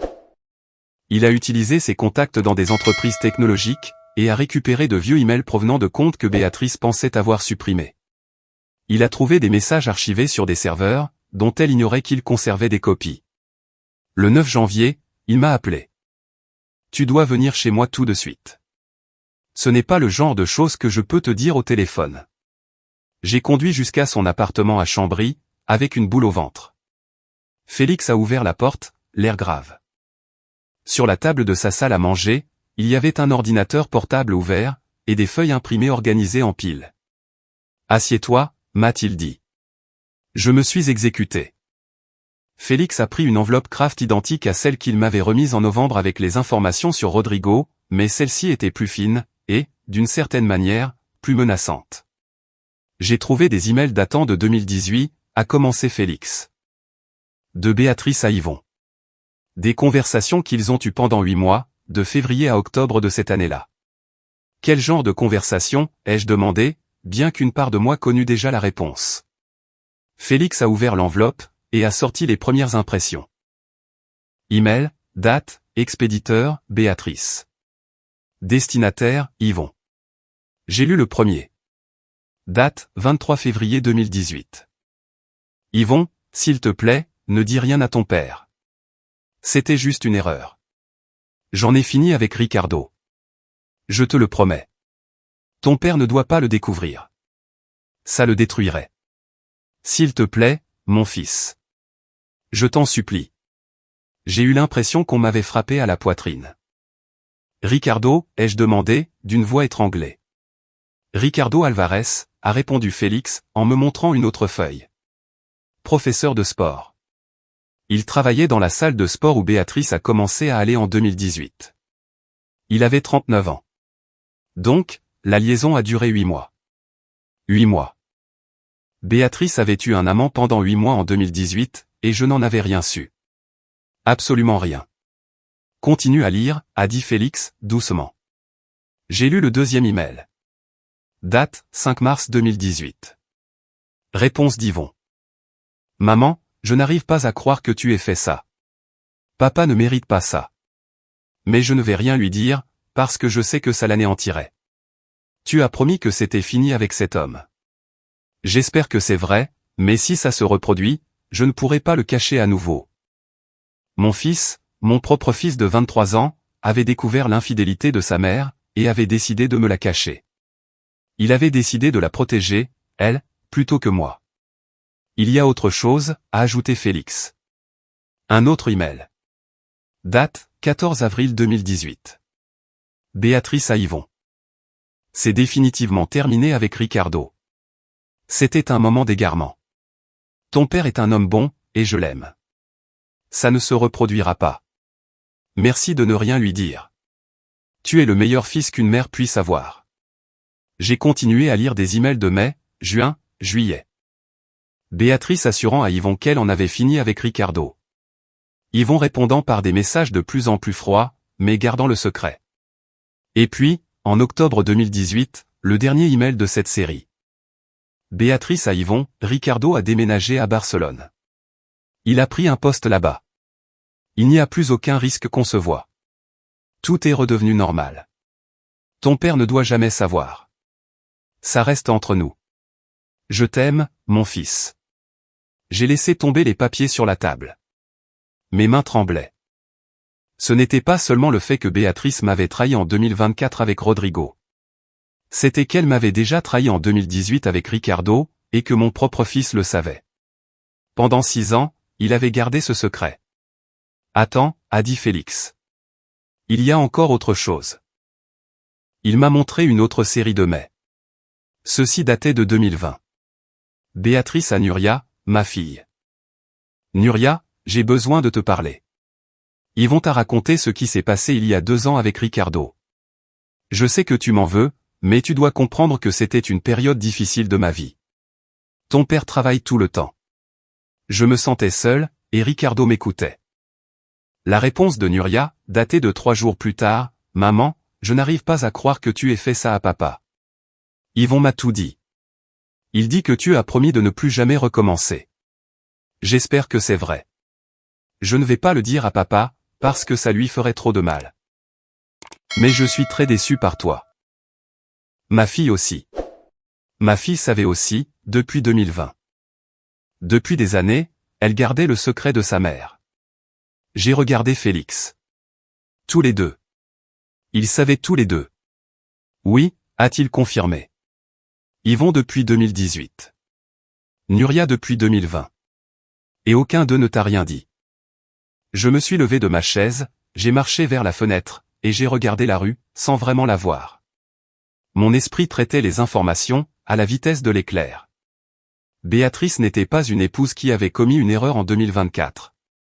C'était une femme, avec un schéma d'infidélité bien établi. Ricardo en 2018, Rodrigo en 2024. Combien d'autres y en avait-il eu entre-temps? Combien d'autres, qu'Yvon ou Nuria n'avaient pas découvert? Et mes enfants. Mes enfants, que j'avais élevés, éduqués, dont j'avais financé les études universitaires, les voitures, les appartements. Ces enfants savaient depuis des années, que leur mère me trompait, et avaient choisi de la protéger. Ils avaient choisi de me laisser vivre dans l'ignorance. Ils avaient choisi de devenir complices. Quand, ai-je demandé, sans me retourner. Quand as-tu récupéré ces emails? Il y a 3 jours, a répondu Félix. Je voulais en être absolument certain, avant de te les montrer. J'ai vérifié les dates, validé leur authenticité. C'est bien réel, Manuel. Chaque mot. Je me suis tourné vers lui. J'ai besoin de copies de tout. Chaque email, chaque message, tout. Félix a acquiescé, et a commencé à préparer une enveloppe identique pour moi. Pendant ce temps, j'ai composé un numéro sur mon téléphone. Yvon a répondu, à la 3e sonnerie. Papa, tu vas bien? J'ai essayé de. Demain à 16h, les jeux interrompus. À la maison. Toi et Nuria, ce n'est pas négociable. Si vous n'êtes pas là, ne m'appelez plus jamais de votre vie. Quoi? Pourquoi? Qu'est-ce qui se passe? Tu le découvriras demain, ai-je dit, avant de raccrocher. Je n'ai pas dormi de la nuit. Je suis resté dans le salon, avec les emails imprimés éparpillés sur la table basse, à les relire encore et encore, cherchant une explication alternative, qui ne serait pas la plus évidente. Ma famille m'avait trahi. Pas seulement Béatrice, mais toute ma famille. À 16h pile, le 10 janvier 2025, Yvon et Nuria sont arrivés à la maison. Je les ai vus depuis la fenêtre du bureau. Ils sont sortis de leur voiture, l'air inquiet. Ils ont sonné à la porte, même s'ils avaient les clés. Comme s'ils savaient que quelque chose avait changé, comme s'ils sentaient qu'ils n'étaient plus les bienvenus pour entrer librement. Je leur ai ouvert la porte sans les saluer, sans sourire, et sans l'étreinte que je leur donnais habituellement. Je me suis simplement écarté, et je leur ai indiqué le salon. Asseyez-vous, ai-je ordonné. Ils se sont exécutés. Yvon sur le canapé principal, Nuria dans le fauteuil. Tous deux mal à l'aise, tous deux confus. Je me suis tenu debout devant eux, avec l'enveloppe Kraft entre les mains. Papa, qu'est-ce qui se passe? A demandé Nuria. Ton message hier semblait très sérieux. C'est très sérieux, ai-je confirmé. J'ai laissé tomber l'enveloppe sur la table basse, entre nous. Ouvrez ça. Yvon s'est penché en avant, et a pris l'enveloppe. Il l'a ouverte, et a sorti les premiers papiers. J'ai vu l'instant exact, où il a reconnu ce qu'il lisait. Son visage est devenu livide. Ses mains se sont mises à trembler. Qu'est-ce que c'est? A demandé Nuria, en se rapprochant de son frère. Yvon lui a passé les papiers sans un mot. Elle a commencé à lire, puis son expression est passée de la confusion, à l'horreur absolue. Papa, a chuchoté Yvon. Où as-tu trouvé ça? Vous saviez, ai-je dit. Ma voix était contrôlée, mais chacun de mes mots était de glace. Vous saviez tous les deux, que votre mère m'avait déjà trompé. Yvon, tu l'as découvert en février 2018, il y a presque 7 ans. Nuria, tu l'as appris en 2020, quand ton frère te l'a dit, il y a 5 ans. Le silence qui a suivi était total. Il ne respirait même plus. Ricardo Alvarez, ai-je continué. Professeur de sport, 39 ans. La liaison a duré 8 mois, de février à octobre 2018. Votre mère a écrit à Yvon, pour le supplier de ne rien me dire. Et toi, mon fils, tu as décidé de la protéger, au lieu de me protéger moi. Papa, j'avais 23 ans, a commencé Yvon. Je ne savais pas quoi faire. Maman m'a supplié. Et qu'en est-il des 6 années suivantes, les jeux interrompus? Avais-tu aussi 23 ans pendant tout ce temps-là? Parce que tu as eu 6 ans pour me dire la vérité. 6 ans durant lesquels tu as choisi, chaque jour, de continuer à me mentir. Je ne t'ai pas menti, a-t-il protesté faiblement. L'omission est un mensonge, ai-je affirmé. Chaque fois que vous m'avez regardé sans rien dire. Chaque dîner de famille où vous avez fait semblant que tout allait bien. Chaque Noël, chaque anniversaire, chaque dimanche que nous avons passé ensemble. Mensonge, sur mensonge. Je me suis tourné vers Nuria. Et toi, ma fille? Le médecin. Celle qui, soi-disant, possède un code d'éthique. Tu l'as su il y a 5 ans, et tu n'as rien dit non plus. Je voulais te protéger, a plaidé Nuria, les larmes aux yeux. Je ne voulais pas que tu souffres. Me protéger? J'ai ri sans la moindre joie. Me protéger en me laissant vivre dans le mensonge? Me protéger en permettant à votre mère de continuer à me tromper? Parce que c'est ce qui s'est passé. N'est-ce pas? Vous pensiez que c'était fini avec Ricardo. Que c'était de l'histoire ancienne. Mais ça ne s'est jamais arrêté. Ça a juste changé de nom. De Ricardo à Rodrigo, de 2018 à 2024. Nous ne savions pas que ça se reproduirait, a dit Yvon. Non, ai-je concédé. Vous ne le saviez pas. Mais vous ne vous en souciez pas assez, non plus, pour m'avertir. Au fait, papa, il y a 6 ans, maman a eu une liaison. C'est fini maintenant, mais tu devrais peut-être le savoir. Une conversation de 2 minutes que vous n'avez jamais eue. Parce qu'il était plus facile de me laisser dans l'ignorance. Nous avions peur de te faire du mal, a murmuré Nuria. Et vous croyez que ça ne me fait pas de mal, de le découvrir maintenant, ai-je explosé. Vous croyez que ça ne me fait pas de mal de savoir que mes propres enfants, les personnes en qui j'avais le plus confiance au monde, m'ont trahi? Parce que c'est ce que vous avez fait. Une trahison. Il n'y a pas d'autre mot. Yvon s'est levé. Papa, je t'en prie. Nous étions jeunes. Nous avons fait une erreur. Vous saviez tous les deux, ai-je répété, que votre mère avait un schéma d'infidélité. Vous le saviez. Et quand, après Noël, vous m'avez mis la pression pour que je lui pardonne.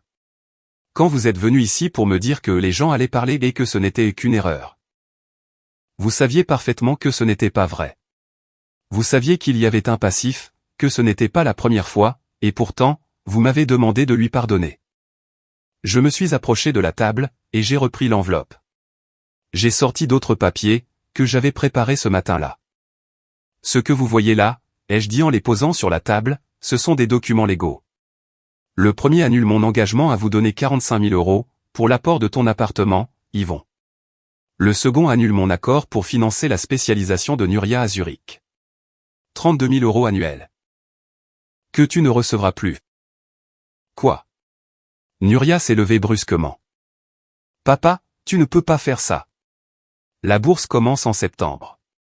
J'ai déjà accepté. Tu aurais dû y penser, avant de me mentir pendant 5 ans, ai-je répondu froidement. Mais c'est ma carrière, a-t-elle crié. C'est mon avenir. Et mon mariage était mon présent. Ma confiance était mon fondement. Ma dignité était mon droit. Mais vous avez décidé que rien de tout cela ne comptait. Yvon a fait un pas vers moi. Papa, je comprends que tu sois furieux, mais nous punir ne changera rien à ce qui s'est passé avec maman. Je ne vous punis pas, ai-je dit. Je retire simplement mon soutien financier. Pendant des années, j'ai financé vos vies, vos études, vos voitures, vos appartements. Je l'ai fait parce que vous étiez mes enfants. Parce que je vous aimais. Parce que je croyais que nous formions une famille unie. Basée sur l'honnêteté et le respect mutuel. Mais il s'avère que cette famille n'a jamais existé. C'était une illusion. Et je ne vais pas continuer à payer pour une illusion. C'est de la folie, a déclaré Yvon. Tu détruis la famille. C'est vous qui avez détruit la famille, ai-je finalement hurlé. Ma voix s'est répercutée sur les murs. Pas moi. Vous. Quand vous avez décidé que le mensonge était acceptable. Quand vous avez décidé que je ne méritais pas de connaître la vérité. Quand vous avez choisi d'être les complices de la trahison de votre mère. Vous avez détruit tout ça. N'essayez pas de me rejeter la faute. Nuria s'est mise à sangloter. Papa, s'il te plaît. La spécialisation à Zurich. Si je n'y vais pas maintenant, je perds cette opportunité pour toujours. Je n'ai pas 32 000 euros. Je ne peux pas payer ça toute seule. Tu aurais dû y penser, ai-je répété. Je suis ta fille, a-t-elle crié. Et je suis ton père, ai-je répondu. Le père qui méritait de l'honnêteté. Le père qui a travaillé 60 heures par semaine, pour vous donner tout ce que vous vouliez. Le père qui découvre aujourd'hui, que ses propres enfants jugeaient acceptable de lui mentir pendant des années, juste pour préserver une fausse paix familiale. Je me suis tourné vers Yvon. Ta petite amie s'attend à ce que vous achetiez un appartement, n'est-ce pas? Vous avez une date de mariage prévue pour juin. Il a hoché la tête, l'air misérable. Tu n'auras plus ces 45 000 euros, ai-je dit. Tu devras lui expliquer pourquoi. Tu devras lui dire que ton père a retiré son soutien, parce qu'il a découvert que tu lui as caché, que ta mère était une adultère en série. Elle va annuler les fiançailles, a chuchoté Yvon. Elle était déjà inquiète pour nos finances. Si je lui dis qu'il n'y a pas d'apport pour l'appartement. Peut-être devrais-tu trouver une femme qui t'aime pour ce que tu es, et non pour l'argent de ton père, ai-je suggéré. Tu es cruel, a déclaré Nuria, à travers ses larmes. Non, ai-je corrigé. Je suis cohérent. Vous avez pris des décisions. Ces décisions ont des conséquences. Bienvenue dans le monde des adultes. Nous allons parler à maman, a dit Yvon. Nous allons lui dire que c'est de sa faute. Que parce qu'elle nous a impliqués dans ce mensonge, nous avons perdu ta confiance. Allez-y, ai-je répondu. Dites-lui ce que vous voulez, mais ça ne changera rien. Les papiers sont signés. Les engagements financiers sont annulés. Et vous deux, vous allez devoir apprendre à vivre sans le soutien de votre père, tout comme j'apprends à vivre sans le soutien de ma famille. Je les ai regardés. 23 et 26 ans lorsqu'ils avaient commencé leur vie de mensonges respective. 29 et 26 ans aujourd'hui, des adultes pleinement formés, qui avaient choisi la lâcheté au détriment de l'honnêteté. Sortez de chez moi, ai-je dit pour finir, et rendez-moi vos clés avant de partir. Juillet 2025 est arrivé, avec une chaleur étouffante sur Madrid. 6 mois complets s'étaient écoulés, depuis ce Noël qui avait détruit une famille. Une demi-année depuis que ma vie, telle que je la connaissais, s'était effondrée, et, paradoxalement, recommençait à neuf. Je me suis réveillé ce matin du 15 juillet, dans mon nouvel appartement. 2 chambres, au 10e étage, avec vue sur la Casa de Campo.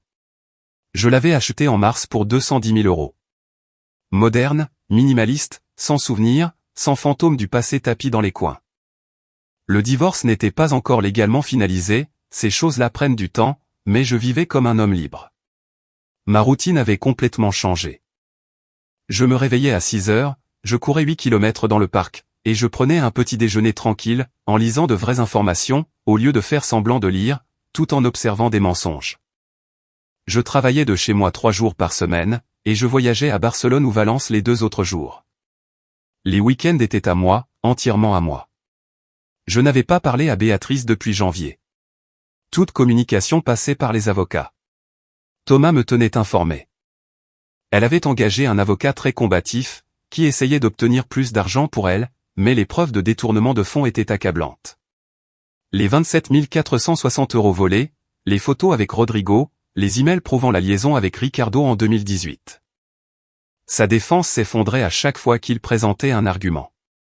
Félix m'a appris que Béatrice ne travaillait plus à l'école privée, où elle était depuis 18 ans. Le scandale de Noël s'était propagé comme une traînée de poudre. Les parents d'élèves s'étaient plaints, et le directeur lui avait demandé sa démission en février. Désormais, elle donnait des cours de piano particuliers dans une petite académie près de Valca.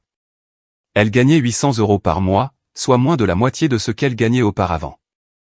Elle vivait dans un appartement en location, un minuscule studio de 40 mètres carrés, pour 650 euros par mois. Pas de balcon, pas de lumière naturelle. Je le sais, parce que ma sœur Amparo y est passée une fois, par curiosité morbide. Elle m'a envoyé une photo depuis la rue. Un vieil immeuble à la peinture écaillée, bien différent de la maison à 360 000 € que nous partagions. Quant à Rodrigo, le musicien entretenu, il avait complètement disparu. Félix a enquêté par curiosité. Il avait déménagé à Séville en janvier. Il vivait chez sa mère, et continuait à jouer dans des bars le week-end. Il n'a jamais remboursé les 4 500 € que Béatrice lui avait prêtés, et ne le ferait probablement jamais. Mais ce qui m'a le plus surpris, c'est ce qui s'est passé avec mes enfants. Yvon, mon fils avocat, celui qui travaillait dans un cabinet prestigieux et gagnait 3 200 € par mois. Il économisait pour l'appartement où il allait vivre avec sa petite amie, Andrea. Le plan était que mes 45 000 € pour l'apport, plus leurs économies, leur permettraient d'acheter un T3. Le mariage était prévu pour le 21 juin. Sauf qu'il n'y a pas eu de mariage. Andrea l'a quitté en avril. Amparo m'en a donné les détails, car elle était restée en contact avec la famille d'Andrea. La dernière conversation avait été brutale. Andrea lui a lancé un ultimatum, soit ils trouvaient les 45 000 € d'une autre source, soit ils annulaient tout. Yvon ne le pouvait pas. Il a essayé d'obtenir des prêts bancaires, mais son salaire ne lui permettait pas d'emprunter la somme nécessaire. Il a essayé de demander à Béatrice, mais elle n'avait rien. Il a essayé de demander à des membres de la famille, mais personne n'avait cette somme à disposition. Andrea s'est fatiguée d'attendre. Elle lui a rendu la bague de fiançailles devant la porte de son bureau, devant 3 collègues. L'humiliation fut publique et absolue. Désormais, Yvon vivait seul, en colocation avec 2 collègues de travail. Il payait 500 € par mois pour une chambre à Carabanchel. À 29 ans, il vivait comme un étudiant. J'ai appris qu'il avait essayé de m'appeler 17 fois en mai. J'ai bloqué son numéro au 5e appel. Et puis il y a eu Nuria. Ma fille médecin, celle qui rêvait de se spécialiser en chirurgie cardiaque pédiatrique à Zurich. Le programme commençait en septembre, et coûtait 32 000 € par an en frais de subsistance. La bourse ne couvrait que les frais de scolarité et le logement de base. Sans mon financement, elle a dû chercher des alternatives. Elle a postulé à des programmes en Espagne, et a été admise dans un programme de spécialisation à Madrid. Ce n'était pas Zurich. Ce n'était pas de la chirurgie cardiaque pédiatrique de classe mondiale. C'était de la cardiologie générale, dans un hôpital public. C'était bien, mais pas exceptionnel. Pas le rêve qu'elle poursuivait depuis des années. Amparo m'a dit que Nuria pleurait chaque fois que quelqu'un mentionnait Zurich. Qu'elle avait perdu du poids, qu'elle enchaînait les doubles gardes à l'hôpital pour économiser, avec l'espoir naïf que, peut-être, dans 2 ans, elle pourrait s'autofinancer le programme. Mais nous savions tous les deux que c'était impossible. Les opportunités comme celle-là n'attendent pas, et elle avait laissé passer sa chance. Elle a aussi essayé de me contacter. Des messages, des emails, même une lettre manuscrite qu'Amparo m'a remise sans l'ouvrir. Je n'ai rien lu. Toutes les lettres sont allées directement à la poubelle, non ouvertes. Tu n'es pas curieux, m'a demandé Amparo un après-midi, pendant que nous prenions un café dans mon nouvel appartement. Non, ai-je répondu honnêtement. Je sais déjà ce qu'elle dirait. Des excuses, des supplications. Des promesses affirmant qu'ils ont retenu la leçon. Mais les leçons ne s'apprennent pas avec des mots. Elles s'apprennent avec des conséquences. Ce sont tes enfants, a-t-elle dit doucement. Ce sont des adultes, qui ont pris des décisions d'adultes, ai-je corrigé. Maintenant, ils vivent avec. Amparo a hoché la tête. Ma sœur avait été mon roc tout au long de ce processus. Elle a complètement coupé les ponts avec Béatrice, et a fixé des limites strictes avec Yvon et Nuria. Je peux vous voir, leur avait-elle dit. Mais ne me demandez pas d'intercéder auprès de votre père. Vous avez pris votre décision, maintenant il a pris la sienne. En mai, il s'est passé quelque chose de curieux. J'étais dans un café près de mon bureau, quand j'ai vu quelqu'un de familier, 2 tables plus loin. C'était Martha, l'une des collègues de Béatrice. La professeure qui était censée avoir été au dîner des professeurs, en octobre 2024. Elle m'a vu, a hésité, puis s'est approchée. Manuel, a-t-elle dit timidement. Je peux m'asseoir un instant? J'ai fait oui de la tête. Elle s'est assise, nerveuse. Je veux que tu saches que beaucoup d'entre nous, à l'école, n'en avaient aucune idée, a-t-elle dit rapidement. Béatrice a toujours eu l'air si professionnelle, si dévouée. Quand nous avons tout découvert en janvier, nous étions sous le choc. Merci de me le dire, ai-je répondu. Je veux aussi te présenter mes excuses, a-t-elle poursuivi. En octobre, quand tu m'as appelé pour me poser des questions sur le dîner, j'aurais dû être plus clair. J'aurais dû te dire directement qu'elle mentait. Mais j'ai pensé que je m'étais peut-être trompé de date. Ou quelque chose comme ça. Je n'aurais jamais imaginé que. Ce n'est pas ta faute, l'ai-je interrompu. Tu n'es pas responsable des mensonges de quelqu'un d'autre. Elle a hoché la tête, avec gratitude, et est partie. Mais cette conversation m'a fait réfléchir. Combien de personnes avaient vu des signes, et les avaient ignorés? Combien de petits mensonges de Béatrice avait-il laissé passer, par politesse ou par gêne? Pendant combien de temps, toute une communauté avait-elle été aveugle? Les tentatives de Béatrice pour me contacter, étaient tout aussi persistantes. En juin, mon avocat Thomas m'a informé qu'elle souhaitait me rencontrer personnellement, sans avocat, pour parler. Je n'ai pas répondu immédiatement. Il dit qu'elle veut s'excuser, qu'elle comprend ce qu'elle a fait de mal, qu'elle suit une thérapie, m'a-t-il précisé. Ça m'est égal, ai-je dit. La réponse est non. En juillet, elle a envoyé une lettre recommandée à mon nouvel appartement. Je ne sais pas comment elle a obtenu l'adresse. Je l'ai renvoyée non ouverte, avec la mention refusée. Ma vie était désormais simple, calme, sans drame. Je travaillais, je voyageais, je lisais des livres que j'avais repoussés depuis des années. J'ai commencé des cours d'italien le mardi soir, je dînais avec Félix tous les jeudis. Et en octobre dernier, j'ai rencontré Pilar. Décembre 2025. Une année entière s'était écoulée, depuis ce Noël qui avait tout changé. 365 jours de reconstruction, d'apprentissage, et de découverte de qui j'étais, sans le masque du mari trahi, sans le poids d'une famille qui s'était avérée être une fiction. Le matin du 18 décembre, pendant que je préparais du café dans mon appartement, une lettre recommandée est arrivée. Le facteur attendait ma signature. J'ai reconnu l'écriture de l'expéditeur sur l'enveloppe, avant même de signer. Béatrice Romero Vega, mon ex-femme. Enfin, presque ex-femme. Le divorce serait légalement finalisé en janvier, mais dans mon esprit, il était déjà signé depuis des mois. J'ai tenu l'enveloppe entre mes mains. Elle était épaisse, probablement 3 ou 4 pages. J'imaginais son contenu, des excuses élaborées, des explications tentant de justifier l'injustifiable, des promesses de changement, des supplications de pardon. J'ai marché jusqu'à la cuisine, j'ai allumé un brûleur de la cuisinière, et j'ai tenu l'enveloppe scellée au-dessus de la flamme bleue. Le papier a d'abord noirci dans les coins, puis a pris feu. Je l'ai regardé brûler complètement, jusqu'à ce qu'il ne reste plus que des cendres noires, tombant dans l'évier. Je n'ai pas lu un seul mot. Je me fichais de ce qui y était écrit. 2 jours plus tard, le 20 décembre, j'étais dans mon bureau, en train de réviser les projections financières pour un client, quand mon assistante, Raquel, a frappé à la porte. « Monsieur Manuel », a-t-elle dit, avec une expression gênée. « Il y a 2 personnes à la réception. Ils disent être votre fils et votre fille. Ils insistent pour vous voir. Les agents de sécurité demandent si.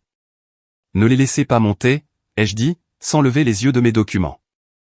Dites à la sécurité qu'ils ne sont pas autorisés à entrer, et que s'ils se présentent à nouveau, ils doivent appeler la police pour intrusion. Raquel a acquiescé et est sortie. 5 minutes plus tard, depuis la fenêtre de mon bureau au 6e étage, j'ai vu Yvon et Nuria sortir du bâtiment. Il avait les mains dans les poches, les épaules voûtées. Elle essuyait des larmes, avec la manche de son manteau. Je les ai regardés monter dans leurs voitures respectives, et s'éloigner. Je n'ai rien ressenti. Ni culpabilité, ni remords, pas même de la satisfaction. Juste une indifférence absolue, comme si je voyais 2 inconnus, qui me rappelaient vaguement des personnes que j'avais connues, il y a très longtemps. Pilar m'avait demandé ce matin-là, si je regrettais d'avoir coupé tout contact avec mes enfants. Nous prenions le petit déjeuner dans son appartement. J'y passais désormais 3 nuits par semaine.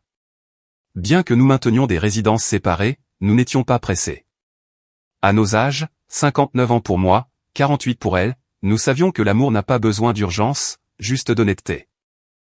Je ne le regrette pas, avais-je répondu. Ils ont eu 6 ans pour me dire la vérité à propos de Ricardo. 4 ans, pour Nuria. Ils ont choisi la lâcheté. Les conséquences sont les leurs, pas les miennes. Pilar était veuve. Son mari était décédé d'un cancer 5 ans plus tôt. Elle n'avait pas d'enfant. Elle travaillait comme architecte. Je l'avais rencontrée en octobre, lors d'une conférence sur les investissements immobiliers. Nous nous étions assis à côté par hasard, pendant le déjeuner. Nous avions discuté. J'avais découvert qu'elle était directe, intelligente, sans arrière-pensée. Elle ne cherchait pas un père pour des enfants inexistants, elle n'avait pas besoin de mon argent, car elle gagnait bien sa vie. Elle voulait juste une compagnie honnête. Nous avions commencé à nous fréquenter en novembre. Des dîners tranquilles, des promenades dans le parc du Retiro, de vraies conversations sur la vie, les pertes, les secondes chances. Je lui avais tout raconté, sur Béatrice, sur Yvon, et sur Nuria. Elle avait écouté sans juger, se contentant d'observer.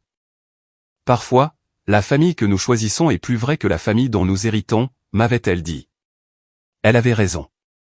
Le 23 décembre, la veille de l'anniversaire de ma confrontation avec Béatrice, je suis sorti acheter des ingrédients pour un dîner que je préparais pour Pilar.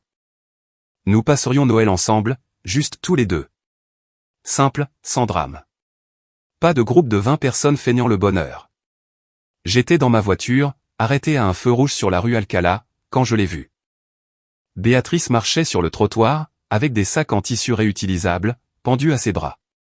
Elle portait des vêtements que je ne lui connaissais pas. Un vieux pull, des jeans usés, des baskets bon marché. Rien du style soigné qu'elle avait l'habitude d'entretenir. Ses cheveux, qu'elle teignait religieusement chaque mois, laissaient paraître des racines grises. Elle marchait d'un pas fatigué vers l'entrée d'un supermarché discount. Je l'ai observée pendant les 30 secondes où le feu était rouge. Je m'attendais à ressentir quelque chose, de la colère, de la satisfaction, de la pitié. N'importe quoi. Mais je n'ai rien ressenti. C'était comme voir une actrice d'un film que j'avais vu des années auparavant, mais dont j'avais déjà oublié les détails. Importante autrefois, elle ne faisait désormais plus partie que d'un lointain passé. Le feu est passé au vert. J'ai avancé, et je n'ai pas regardé en arrière. Ce soir-là, pendant que je cuisinais dans l'appartement de Pilar, des pâtes fraîches avec une sauce tomate qu'elle cultivait sur son balcon, je lui ai parlé de cette rencontre.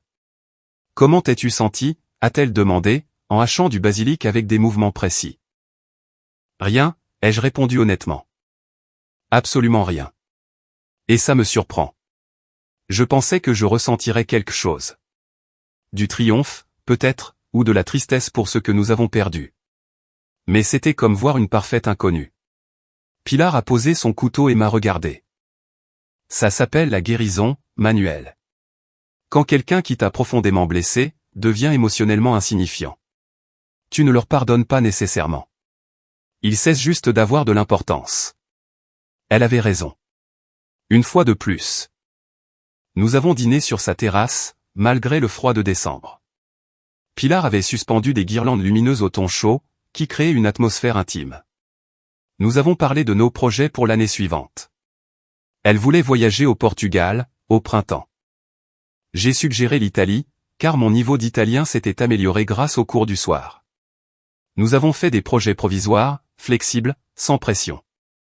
Tu sais ce que j'aime chez toi, a dit Pilar, en me versant du vin. Tu ne ramènes pas ton passé dans chaque conversation. C'est arrivé. Tu l'as digéré. Tu as avancé. Beaucoup d'hommes dans ta situation seraient restés coincés dans l'amertume pendant des années. J'ai été amer, ai-je admis. De novembre à janvier. 3 mois de pure rage. Mais ensuite j'ai réalisé quelque chose. Béatrice m'avait déjà volé 9 mois avec sa liaison, plus 8 mois avec Ricardo des années auparavant. Je n'allais pas la laisser voler le reste de ma vie, à cause de mon propre ressentiment. Nous avons trinqué. Le vin était bon, la compagnie encore meilleure. Plus tard dans la nuit, après que Pilar s'est endormie, je suis resté éveillé sur son balcon. Madrid brillait de 1000 feux de Noël au loin. J'ai pensé à l'homme que j'étais, 1 an plus tôt. Le consultant financier travailleur, qui croyait avoir une famille solide, un mariage de 31 ans, 2 enfants accomplis, une maison entièrement payée, une vie stable. Tout cela n'avait été qu'une illusion, un mirage bâti sur des mensonges et de la complicité. Mais de ces cendres, quelque chose d'inattendu, et de bien meilleur, avait émergé. La liberté, la paix, l'honnêteté. J'avais perdu une femme, qui n'avait jamais vraiment été mienne. J'avais perdu des enfants, qui accordaient plus d'importance aux apparences, qu'à l'intégrité. J'avais perdu une maison remplie de faux souvenirs. Mais j'avais gagné quelque chose d'inestimable. J'avais retrouvé ma dignité, ma tranquillité d'esprit, et ma capacité à faire confiance à mon propre jugement. Et j'avais trouvé quelqu'un, qui n'avait pas besoin que je fasse semblant d'être quelqu'un que je ne suis pas. Le 24 décembre, exactement un an après ce Noël catastrophique, je me suis réveillé dans mon appartement. J'ai fait du café, j'ai regardé par la fenêtre la casa de Campo, couverte par la brume matinale. Mon téléphone était silencieux. Aucun message de Béatrice. Aucun appel d'Yvon, ou de Nuria. Amparo viendrait plus tard pour le déjeuner. Félix et sa femme passeraient dans l'après-midi. Pilar arriverait à 20h pour le dîner. Un petit Noël, intime et authentique. J'ai ouvert le tiroir de mon bureau, et j'ai sorti une photographie. La seule que j'avais conservée de ma vie d'avant. Elle datait de Noël 2017. Toute la famille souriante. Béatrice, moi, Yvon, Nuria. Heureux, ou faisant semblant de l'être. Je ne saurais jamais vraiment. J'ai regardé cette photo, pendant un long moment. Puis, je l'ai mise dans une boîte en bois que je gardais dans le placard, avec de vieilles lettres et des documents d'une vie qui n'existait plus. J'ai fermé la boîte à clé, et je l'ai placée sur l'étagère la plus haute. Je ne l'ai pas jetée, mais je n'avais pas besoin de l'avoir sous les yeux non plus. C'était simplement de l'histoire ancienne. Un chapitre clos. J'ai perdu une fausse famille, mais j'ai gagné quelque chose qu'aucune somme d'argent ne peut acheter, la dignité, la paix intérieure, et la certitude que je ne permettrai plus jamais à personne, de faire de moi le complice de ma propre trahison. Et dans cette nouvelle aube, entouré de personnes qui m'estiment sincèrement, j'ai découvert que parfois, tout perdre est le seul moyen, de tout gagner. Si vous avez aimé cette histoire, mettez un j'aime à la vidéo, abonnez-vous à la chaîne, et partagez vos impressions dans les commentaires.